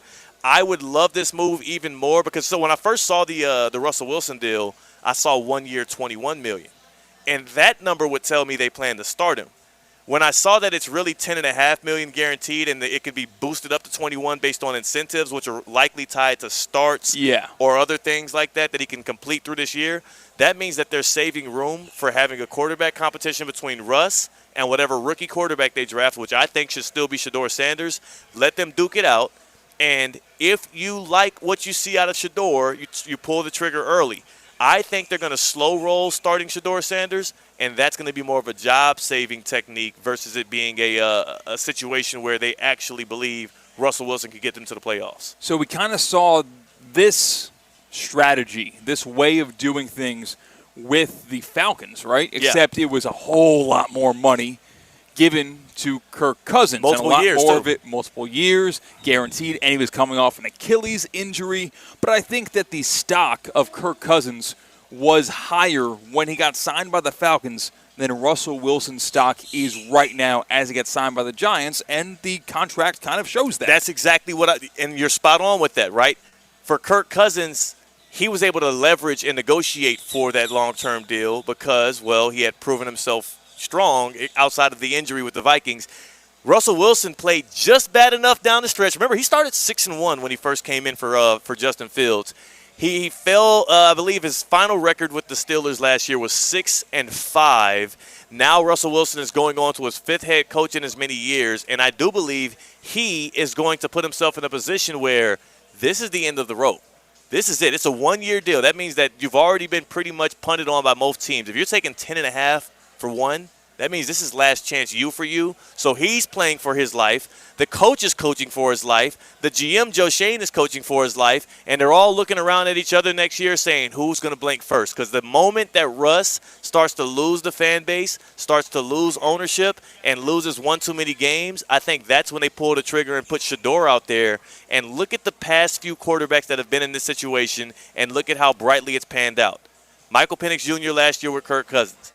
There is nothing but hope and optimism in the world, or excuse me, in the air out there in Atlanta to go along with that TGL championship banner. There's nothing but hope and optimism. They love Michael Penix Jr., what he means for the future. How about Patrick Mahomes? I know it wasn't a signing, but they had Alex Smith play most of that year, and he looked good. And then you had a couple of games out of Mahomes at the back end, and that's when Andy Reid and them said, yeah, what we saw in practice is real. He's going to start next season. We're done with Alex Smith. Same thing with your guy, your quarterback, Lamar Jackson, behind Joe Flacco. You draft him. He sits behind Flacco most of the year. He gets you on a playoff push, actually. They went to Lamar Jackson in a pinch, and he ended up turning out to be the best thing for them possibly, and he finishes out his rookie year getting him into the playoffs, and the rest is history. I think you could do that same thing with Shedeur, and I think that that's the best strategy if I'm Joe Shane and I'm Brian Daboll. If I'm also thinking my number one role is not to win games, it's not to compete for a championship or get to the playoffs, it is to save my own tail when you play both ends. I think that gives you the best shot. Yeah, it's almost like in Succession. We're thinking about 1,000 lifeboats. Like we are on a sinking ship if we are the New York Giants. Brian Daboll, Joe Shane, head coach, general manager. We are on a sinking ship if we are the New York Giants. We need as many options as possible to get us off this sinking ship. veteran quarterback who started his tenure with the Steelers pretty well, and you just saw his production just dip, a hard, sharp decline when George Pickens got hurt. Yeah. Well, we don't plan on Malik Neighbors getting hurt, so if we get that result, George Pickens and Russell Wilson, tenfold, I think Malik Neighbors is a better receiver than George Pickens. Yeah. We'll sign up for that offensive production 100%, and we have a pretty good defense too. The Steelers made it to the playoffs on the back of their defense. Listen, the Giants will sign up for a playoff berth. It's a little bit different expectations between those two organizations, even though they both are pretty historic. But right now, it's playoffs or bust for the New York Giants, for those two parties in particular. And now you have the succession plan of possibly a Shedeur Sanders. It's another option to give so much hope for the future. And you look at an organization more so like the Patriots, how they feel, like the Falcons, how they feel. With so much hope and promise into 2026, they're just trying to get as many lifeboats as possible. Like the Vikings from this past year, J.J. McCarthy, you draft him. I mean, the injury is what made that happen, but Sam Darnold plays out the year, J.J. sits, and now we'll see what pops from him. I'm telling y'all, do not get blown off the scent. The Giants still want Shedeur Sanders. And the number one reason why I feel as vindicated in this as I do of any other thing, look at the quarterbacks they have in that QB room and look at the contracts they have. Russell Wilson's on a one-year deal for $10 million. It could be 21 if he ends up being the starter. It hurts them a lot less if he doesn't. Behind him is Jameis Winston, who we saw last year come in an injury replacement role and win some games and threaten defenses left and right. So here it is. I'm going to draw it up for you. Russ starts weeks 1 through 7 or so. Doesn't go so well. You're 2-5 or so. Maybe it's not that great. Are we cutting DeVito, by the way? DeVito maybe get cut. He's probably getting cut in training Practice camp. squad, hero, swan song. Sorry. He likely gets cut here. So Russ starts for the beginning of the year until you realize this isn't as palatable, or maybe he wins enough to carry you through enough games. But the moment you turn to your future, your franchise, which is Shedeur Sanders, and start letting the fans get a peek at him, he has an adequate backup behind him. You need that because, again, you're still coaching and GMing for your jobs here. So just in case Shedeur gets hurt, you can't now go back to Russell Wilson. If Shedeur gets hurt, you go to the backup quarterback, the guy that's going to be the number 2 in Jameis Winston, and the same goes for Russell Wilson. Let's say hypothetically he has a calf injury at the front end of next year, and you don't think Shedeur is ready, you're not risking your job, your career, on a rookie quarterback who you don't think is ready. You're going to throw Jameis out there week 1. I am seeing right through all of the smoke. The Giants' plan is so visible and clearly obvious to me, I just don't know if it's going to work out. Now, I don't know if we want to open up Pandora's box. You seem pretty optimistic if they do end up going with Shedeur at 3. Yeah. I think you tweeted out this last night. So what are the Steelers doing? That is the biggest question in the book right now. I need that answer to me because I feel like they've boxed themselves into a place where now the only option is Aaron Rodgers. But maybe, look, we'll get to the Steelers stuff on the other side, but that right there, the Russell Wilson signing to the Giants, is your Baptist Health offseason football report. The 10-time Pro Bowler and Super Bowl champion who won his Super Bowl title at MetLife Stadium, now going to be calling MetLife home next season. But do not believe for a second that this means the Giants are done at the quarterback position. I also will say this, gives you the great amount of leverage going into the draft. Now you don't have to trade up. If you miss out on both quarterbacks, you're fine. You don't have to trade up for Shedeur or for Cam Ward. You can let one of them fall to you, and then you pick them. I believe if they don't fall to them, maybe they do go on with the Russell Wilson plan. But again, this just gives you more options. Yeah. You cannot be stuck and put into a position where somebody else is dictating your terms if you're Joe Shane and Brian Daboll. You have to dictate your own terms, and that's what they did with the Russell Wilson deal. They'll likely still draft Shedeur. That's your Baptist Health offseason football report, brought to you by Baptist Health Orthopedic Care. Is joint pain affecting your quality of life? At Baptist Health Orthopedic Care, our team is experienced in traditional joint replacement surgery as well as new, less invasive treatments with the goal of returning you to what you love as quickly as possible. Learn more by visiting baptisthealth.net/ortho today. Baptist Health Orthopedic Care combines its resources of experienced physicians and leading-edge treatments and technology to provide advanced orthopedic, foot and ankle, joint replacement, spine, and sports medicine care. Visit baptisthealth.net/ortho for more information today. Baptist Health Orthopedic Care has offices conveniently located in Palm Beach County through the Florida Keys. Learn more by visiting baptisthealth.net/ortho. We thought we would have nothing in between the round of 32 in the Sweet 16.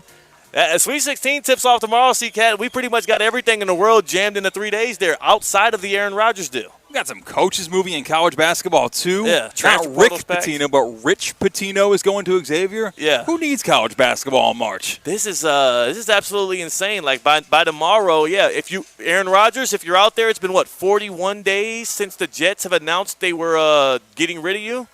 If you don't find your home by tonight, we're not going to care anymore. Because basketball starts up tomorrow night. That's true. That's what I'm saying. Like, I'm sorry. I'm locked in to see if Dusty May can make a Final Four run with Michigan. I'm not so concerned with Aaron Rodgers' whereabouts, but I am concerned with what the hell the Steelers are going to do at quarterback. I give you their options on the other side as we continue the happy hour. That's C-Cat. I'm Theo Dorsey. We're theoretically speaking on ESPN 106.3. Live from the Anajar and Levine Accident Attorney Studios. Anajar and Levine Accident Attorneys. Call 1-800-747-FREE. This is ESPN 106.3. The Palm Beach Health Network Physician Group, an affiliate of the Palm Beach Health Network, is committed to delivering high-quality care to the communities they serve. Their award-winning physicians and specialists provide a level of expertise that has resulted in regional firsts and outstanding patient outcomes. For a physician referral, call 866-654-2362. To learn more about the Palm Beach Health Network Physician Group, visit pbhnphysiciangroup.com, pbhnphysiciangroup.com, to get in touch with the Palm Beach Health Network Physician Group. What's the meaning of life? It's Bill Belichick's hoodie. No, seriously. There's something about that just screams, I've won 6 Super Bowls, and I've got the answers to all of your problems. I mean, can we get a little guidance here? Bill, please? I'll wear the hoodie. I'll mumble into a microphone. Just tell me your secrets. Hi, this is Scott Smith of Smith, Ball, Baez, and Prather, Florida Injury Lawyers. I have said it many times before, and I will continue to say it for many years to come. There is never a good time for a car accident to occur, and most certainly never ever a good time to suffer injuries in any type of an accident. The accident and its overall aftermath will usually cause pain, difficulty, and stress. Florida law allows accident victims to recover compensation for such losses, but such recovery is often not obtained easily and can require a lengthy fight with an insurance company. If you've been injured in an accident, call us now. Don't delay. The initial consultation is completely free of charge. The sooner you call us, the sooner we can put our experienced legal team to work for you. Don't hesitate or pause for another minute. Our experience, knowledge, and resources could be working for you just minutes after the call. If you've been injured, the lawyers at Smith, Ball, Baez, and Prather will help. Call us at 500-HELP, 500-HELP. With Smith, Ball, Baez, and Prather, help is just a phone call away. Offices Palm Beach Gardens, Boca Raton, and Port St. Lucie. This is ESPN 106.3, a Good Karma Brands radio station. Find official rules for all your favorite ESPN West Palm contests by visiting ESPNWestPalmContests.com. That's ESPNWestPalmContests.com. You're listening to ESPN 106.3, the ESPN app, and streaming on your smart speaker.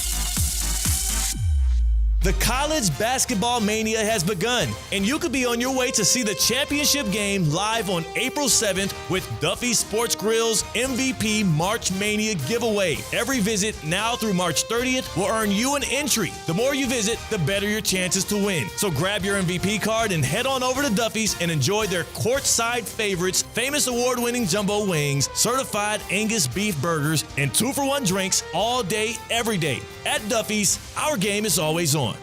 Hi, Kevin Dalton here from the Unlimited Auto Wash. Enjoy unlimited inside and out hand washes for just $49.95 per month, less than the price of 2 washes. You'll get unlimited hand washes with sealer wax, dash, windows and vacuum, tire shined, and hand finished. All unlimited. Not a member? Stop and get a quick wash anytime at great prices. And during January and February, if you join our club, you'll only pay $25 a month for the first 2 months and then $49.95 thereafter. Visit us at unlimitedautowashclub.com or call 561-WASH-ME-TOO.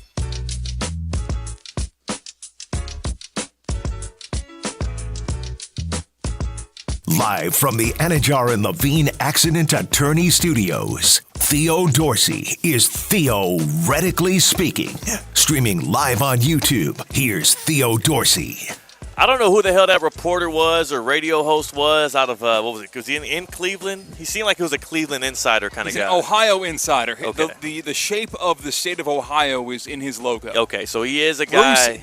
Bruce Dennen. If If you're going to spray some bad stuff out there and act like you have a source on a major topic, you got to put your name behind it, so we're going to do it for him. Bruce Dennen. Yeah, Bruce Dennen decided he was going to go out there and throw out one of the more, just idiotic rumors that was immediately shut down with anybody that had any amount of credibility. And this is not to denigrate him. This is just more so to be like, dude, what the hell are you doing? We'll get to that and more here on the Get Around, as theoretically speaking is at Prezzo in Boca Raton. Prezzo is now going to be the home just at 5 o'clock to a party with James Hardy Pro Football Hall of Fame Invitational golf event. This is the kickoff event tonight. It's going to be myself, Theo Dorsey, with Theoretically Speaking. We're going to bring in Mike Pouncey, Marquise Pouncey, the Pouncey twins, former NFL centers for the Dolphins and the Steelers, and, of course, national champions with those Florida Gators back in the day. They're going to pull up here. They're going to kick it with us. It's a big preview to what's happening next weekend here at the old course at Broken Sound as the James Hardy Pro Football Hall of Fame Invitational takes Boca Raton. All right, this is like the tip-off to this because, honestly, we've had the PGA Champions Tour come here annually to the old course, but this is the first time pairing it up with James Hardy in the Pro Football Hall of Fame. So excited for next weekend, excited for tonight. It's going to be a lot of fun kicking it with the fans that pull up here. Again, Prezzo in Boca Raton, and the party starts off at 5. CCAT, the party for us starts right now because we're about to take that voyage on the vehicle that brings us to the biggest sports topics across the lands. It is the Get Around. I get around. What you mean you don't know? Check it go. I get around. The Get Around, man, it's no better day than today to pick a ride on the Get Around as the way to, our means of transportation because, geez Louise, we could do a Get Around specifically on just LeBron topics from the McAfee show today if we wanted to. There's so much going on. We've got so many places to go. Yeah, where are we going first? And Damon, where are we going? Next stop. We're going to stop in Pittsburgh, Pennsylvania. I'll keep you thinking about that Browns topic, but first we're stopping in Pittsburgh on the way through the Rust Belt because Russell Wilson is departing the Steelers. He signed that one-year deal, $10.5 million guaranteed, options and incentives up to $21 million. But half of the story is what are the Pittsburgh Steelers going to do at quarterback, Theo? This is actually pathetic. What they're left with, the scrap heap, right? So they did bring back Mason Rudolph. They do have Bailey Zappi. No, not Bailey Zappi. Skylar Thompson, former Dolphins 7th rounder.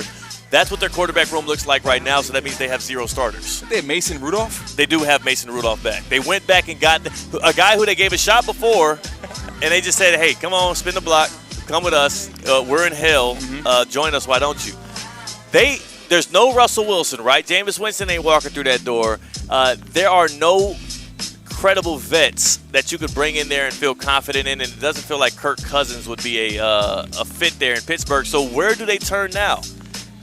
I'm looking at the quarterbacks that have started football games that are available, and the list is shrinking. Carson Wentz is on that list. Oh, that's the first thing you said? Exactly, but that's how bad it is. That's how bad it is. Whereas Carson Wentz, I know that doesn't feel like a strong option, but it also is one of the only options left. You can go out and get Kirk Cousins. You can sing on the balcony, or I guess up to the balcony of Aaron Rodgers all you want, but it seems like he's either slow playing it or doesn't want to finish his career in Pittsburgh.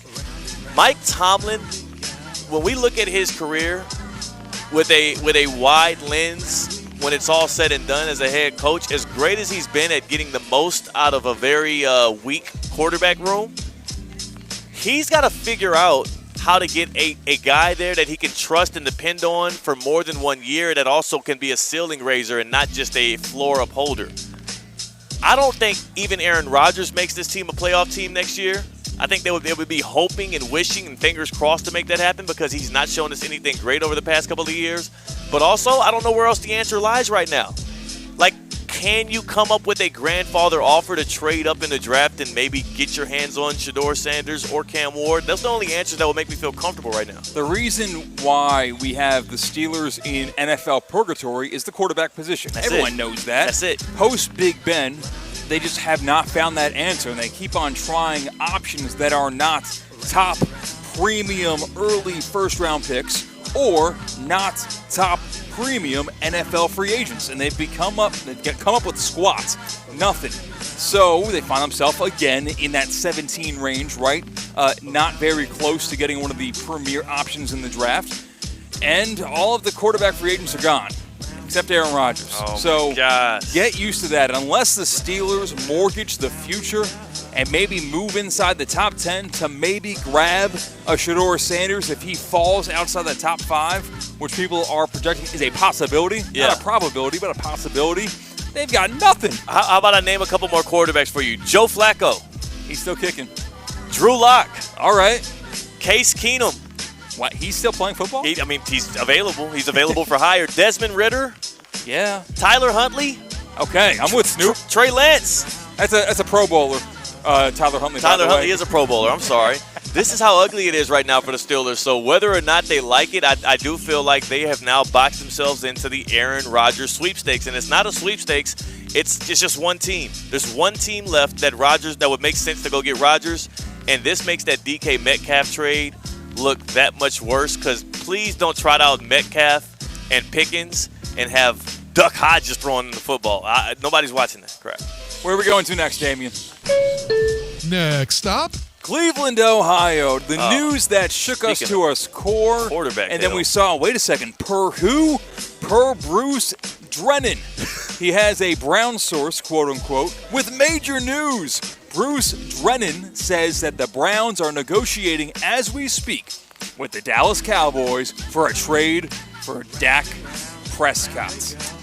Do you think maybe his source was Brian Windhorst, and Brian Windhorst was just trying to blow, get people off of the whole LeBron thing that LeBron just did earlier today? He's just trying to steal away some attention. This felt like one of those misled mob movies. Exactly. You're trying to find the leak in your airtight organization. Let's put out there that we're trading for Dak. Gosh. And if that makes it out into the media, then we have a leak. It's obviously complete and total BS. It has to be. And don't mistake us bringing this up on ESPN 106.3 on Theoretically Speaking as if we are reporting and promoting this news. No, we're talking about how ridiculous it is and informing our audience to please not believe everything you see on the internet, even if there's a golden check mark behind the account. C-Cat, I think you nailed it. I think the Browns organization, which seems to have had leaks over the past decade plus, information about them gets out all the time, I think they just found the leak. There's a guy sitting in that front office today that Andrew Berry and the Haslams have called to the office, who are saying, you know you're done, right? Yeah, they did it with Condoleezza Rice. Yeah. Remember when Condoleezza Rice was being reported by is that what that was? Adam Schefter? Had to have been. By Adam Schefter as an option for the Browns' new head coach. They said, member of the government, I always get it wrong. Condoleezza Rice might be the Browns' new head coach. That was obviously debunked and mocked and laughed at because, no, the Browns were not weighing her as an option, and no, the Browns are not going to combat the deficit they put themselves in. They went back to the well. They went. I didn't even realize, C-Cat, I'm being so genuine right now.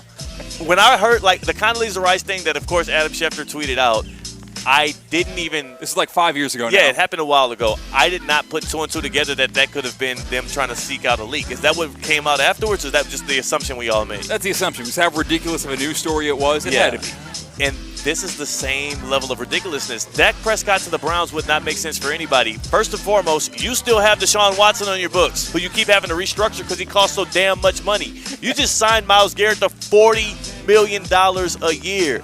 Do you think you can afford Dak Prescott to come in there? And what is he supposed to do, save the day? Aren't y'all just like the Cowboys AFC? In roster construction, right? Really elite edge talent, a little bit of receiver talent here and there, but outside of that, like, name a guy on the Browns right now that you would want to have on your team and then be a starter. Denzel Ward.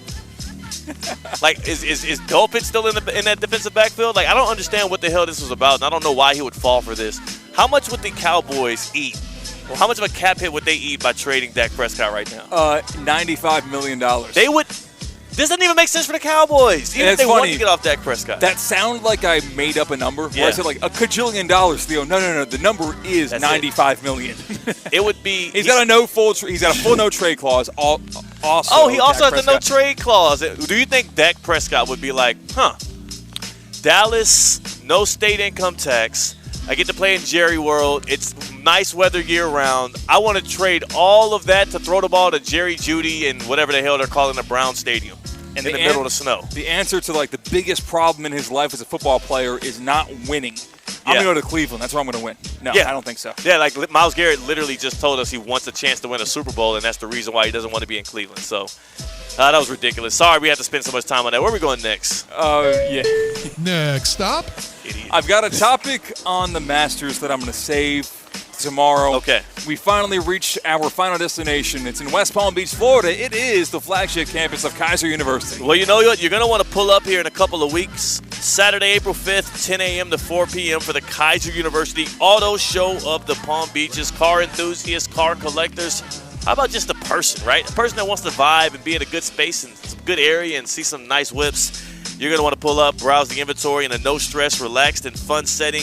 The Kaiser University Auto Show of the Palm Beach is open to the public, and admission will be F-R-E-E free.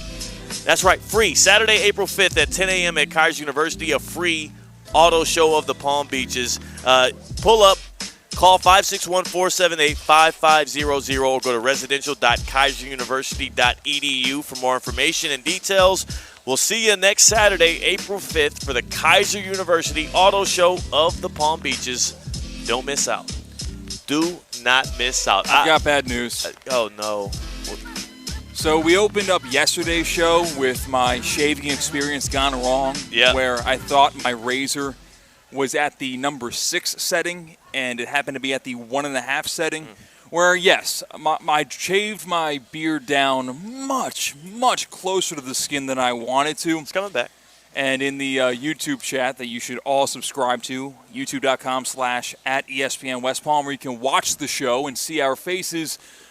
Vontae says, when did Arthur Smith join the show? I just saw C-Cat's new cut. Oh, he's talking about former Atlanta Falcons head coach, current Pittsburgh Steelers offensive coordinator, who is quarterbackless and beardless, just like the Catman. Yeah, I'm not happy with it. It's going to be a couple weeks. Yeah. It's going to be a couple weeks before I'm back to normal, and this is the cross that I have been forced to bear. Yeah, and again, when you look back on the pictures from the very first TGL championship 20 years from now, and you see that Atlanta Drive, graphic on the big screen behind you, you're going to be reminded of that one fatal mistake you made, and it was a bad one. It was a bad one. On the other side, we have a last call. That's C-Cat. I'm Theo Dorsey. It's the happy hours, theoretically speaking, on ESPN 106.3. Live from the Anajar and Levine Accident Attorney Studios. Anajar and Levine Accident Attorneys. Call 1-800-747-FREE. This is ESPN 106.3. At St. Lucie Battery and Tire, batteries came before tires. We've been selling and servicing all types of batteries for over 50 years. So when you need a battery for nearly anything, we have it, as well as the fast professional installation you need. We carry premium batteries for all your needs: automotive, commercial, marine, RV, and specialty. We also offer delivery and on-site installation, serving our customers quality products for over 50 years in the home of honest, reliable service. Go to slbt.com and book your next appointment. Miami, we know you can party, and we know you love your golf. So don't miss out, because the next Live Golf event isn't just big, it's a monster. Live Golf returns to Trump National Doral, April 4th to 6th. And because it's at Blue Monster, we're going big, as well as giants of the game in Rahm, DeChambeau, Koepka, and more. We've got huge DJ sets, epic street food, and ska punk legend Sublime headlining. Grab your tickets at livegolf.com. That's livegolf.com. Wing Wednesday. Brought to you by Hurricane Grill and Wings. 30 bold flavors, ice-cold beer, handcrafted cocktails. Your home for sports is Hurricane Grill and Wings. Find your spot at hurricanewings.com. The school district of Palm Beach County is your best choice. It's time to step into kindergarten. Parents, the School District of Palm Beach County is now enrolling kindergarten students for the upcoming school year. Register now at palmbeachschools.org/kindergarten. Find out when to attend your school's kindergarten kickoff and how to get your free kindergarten readiness kit. That's palmbeachschools.org/kindergarten. Hey, ref, time out, man. All right, team, we're only down by 5. We can still win this. Grab some water and get back out there. Wait, no, not that water. That's full of contaminants and pharmaceuticals. You need Culligan water. With their free water test and reverse osmosis purification system, you'll have clean, refreshing water just like a slam dunk. Schedule your free consultation today at Culligan.com. Culligan, your partner for better water. Hey, Culligan man! Tired of being sidelined by a sports injury? Get back in the game with Baptist Health Orthopedic Care. Whether you're a professional athlete or even a weekend warrior, you can get back to doing what you love with our compassionate orthopedic team. Experience a new level of care and get back to your best. Welcome to being treated like a pro. Make an appointment today at baptisthealth.net/ortho or call 833-556-6764.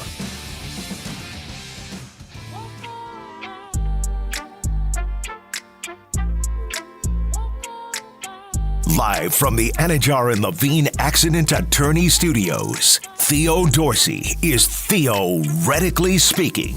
Streaming live on YouTube, here's Theo Dorsey. Kendrick Lamar had the halftime show. Jay-Z had the 2001 Summer Jam screen. And LeBron James, he had the Pat McAfee show today. Airing out grievances, dropping ethers left and right. I hear that he's talking about Sixers beat reporters as well and stuff. Like, it got ugly. It got absolutely ugly on there today. He even, fanned the flames of some deep-rooted NBA conspiracies when it comes to the draft lottery as well. It got borderline irresponsible on the Pat McAfee show today, but what's new? I'm Theo Dorsey. That's CCAT. It's the happy hour on Theoretically Speaking. We have a last call to get to. Let's hear it. You have one? Yeah. Okay. What, you thought I was teeing it up for you? Yeah, I don't have one. I have it. Nice. I have a last call. I do have a bone to pick with you, though. Okay, cool. We'll do that after the last call. Let's do it. Is that fine? So, last call today is, if you would like the head coaching job of the Los Angeles Lakers, start a podcast with LeBron James. We saw that Steve Nash is on the Mind the Game podcast. A new series or episode or season is dropping with LeBron now that his former podcast buddy, JJ Redick, is actually coaching him through what they hope would be a playoff run.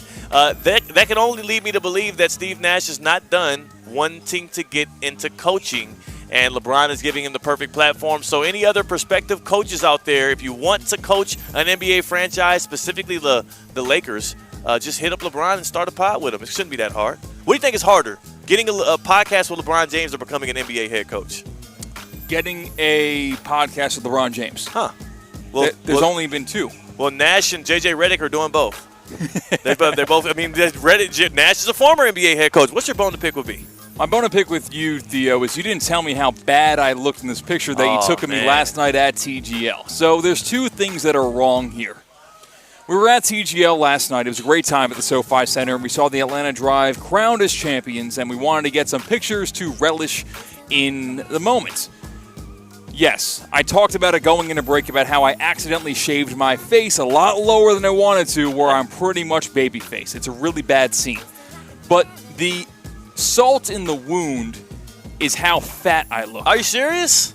Is that what you were talking about? Yes. My backpack has compressed my chest to where it looks like I'm nursing a child. Okay. That's what it looks like. And my belly pokes out because of how my shirt's being pulled behind me. Yeah. It is the worst picture I've ever taken. And if you go to YouTube right now, you can see that picture. You can see why I'm displeased. You can see why Theo was not upfront and honest with me and said, hey, let's take another one.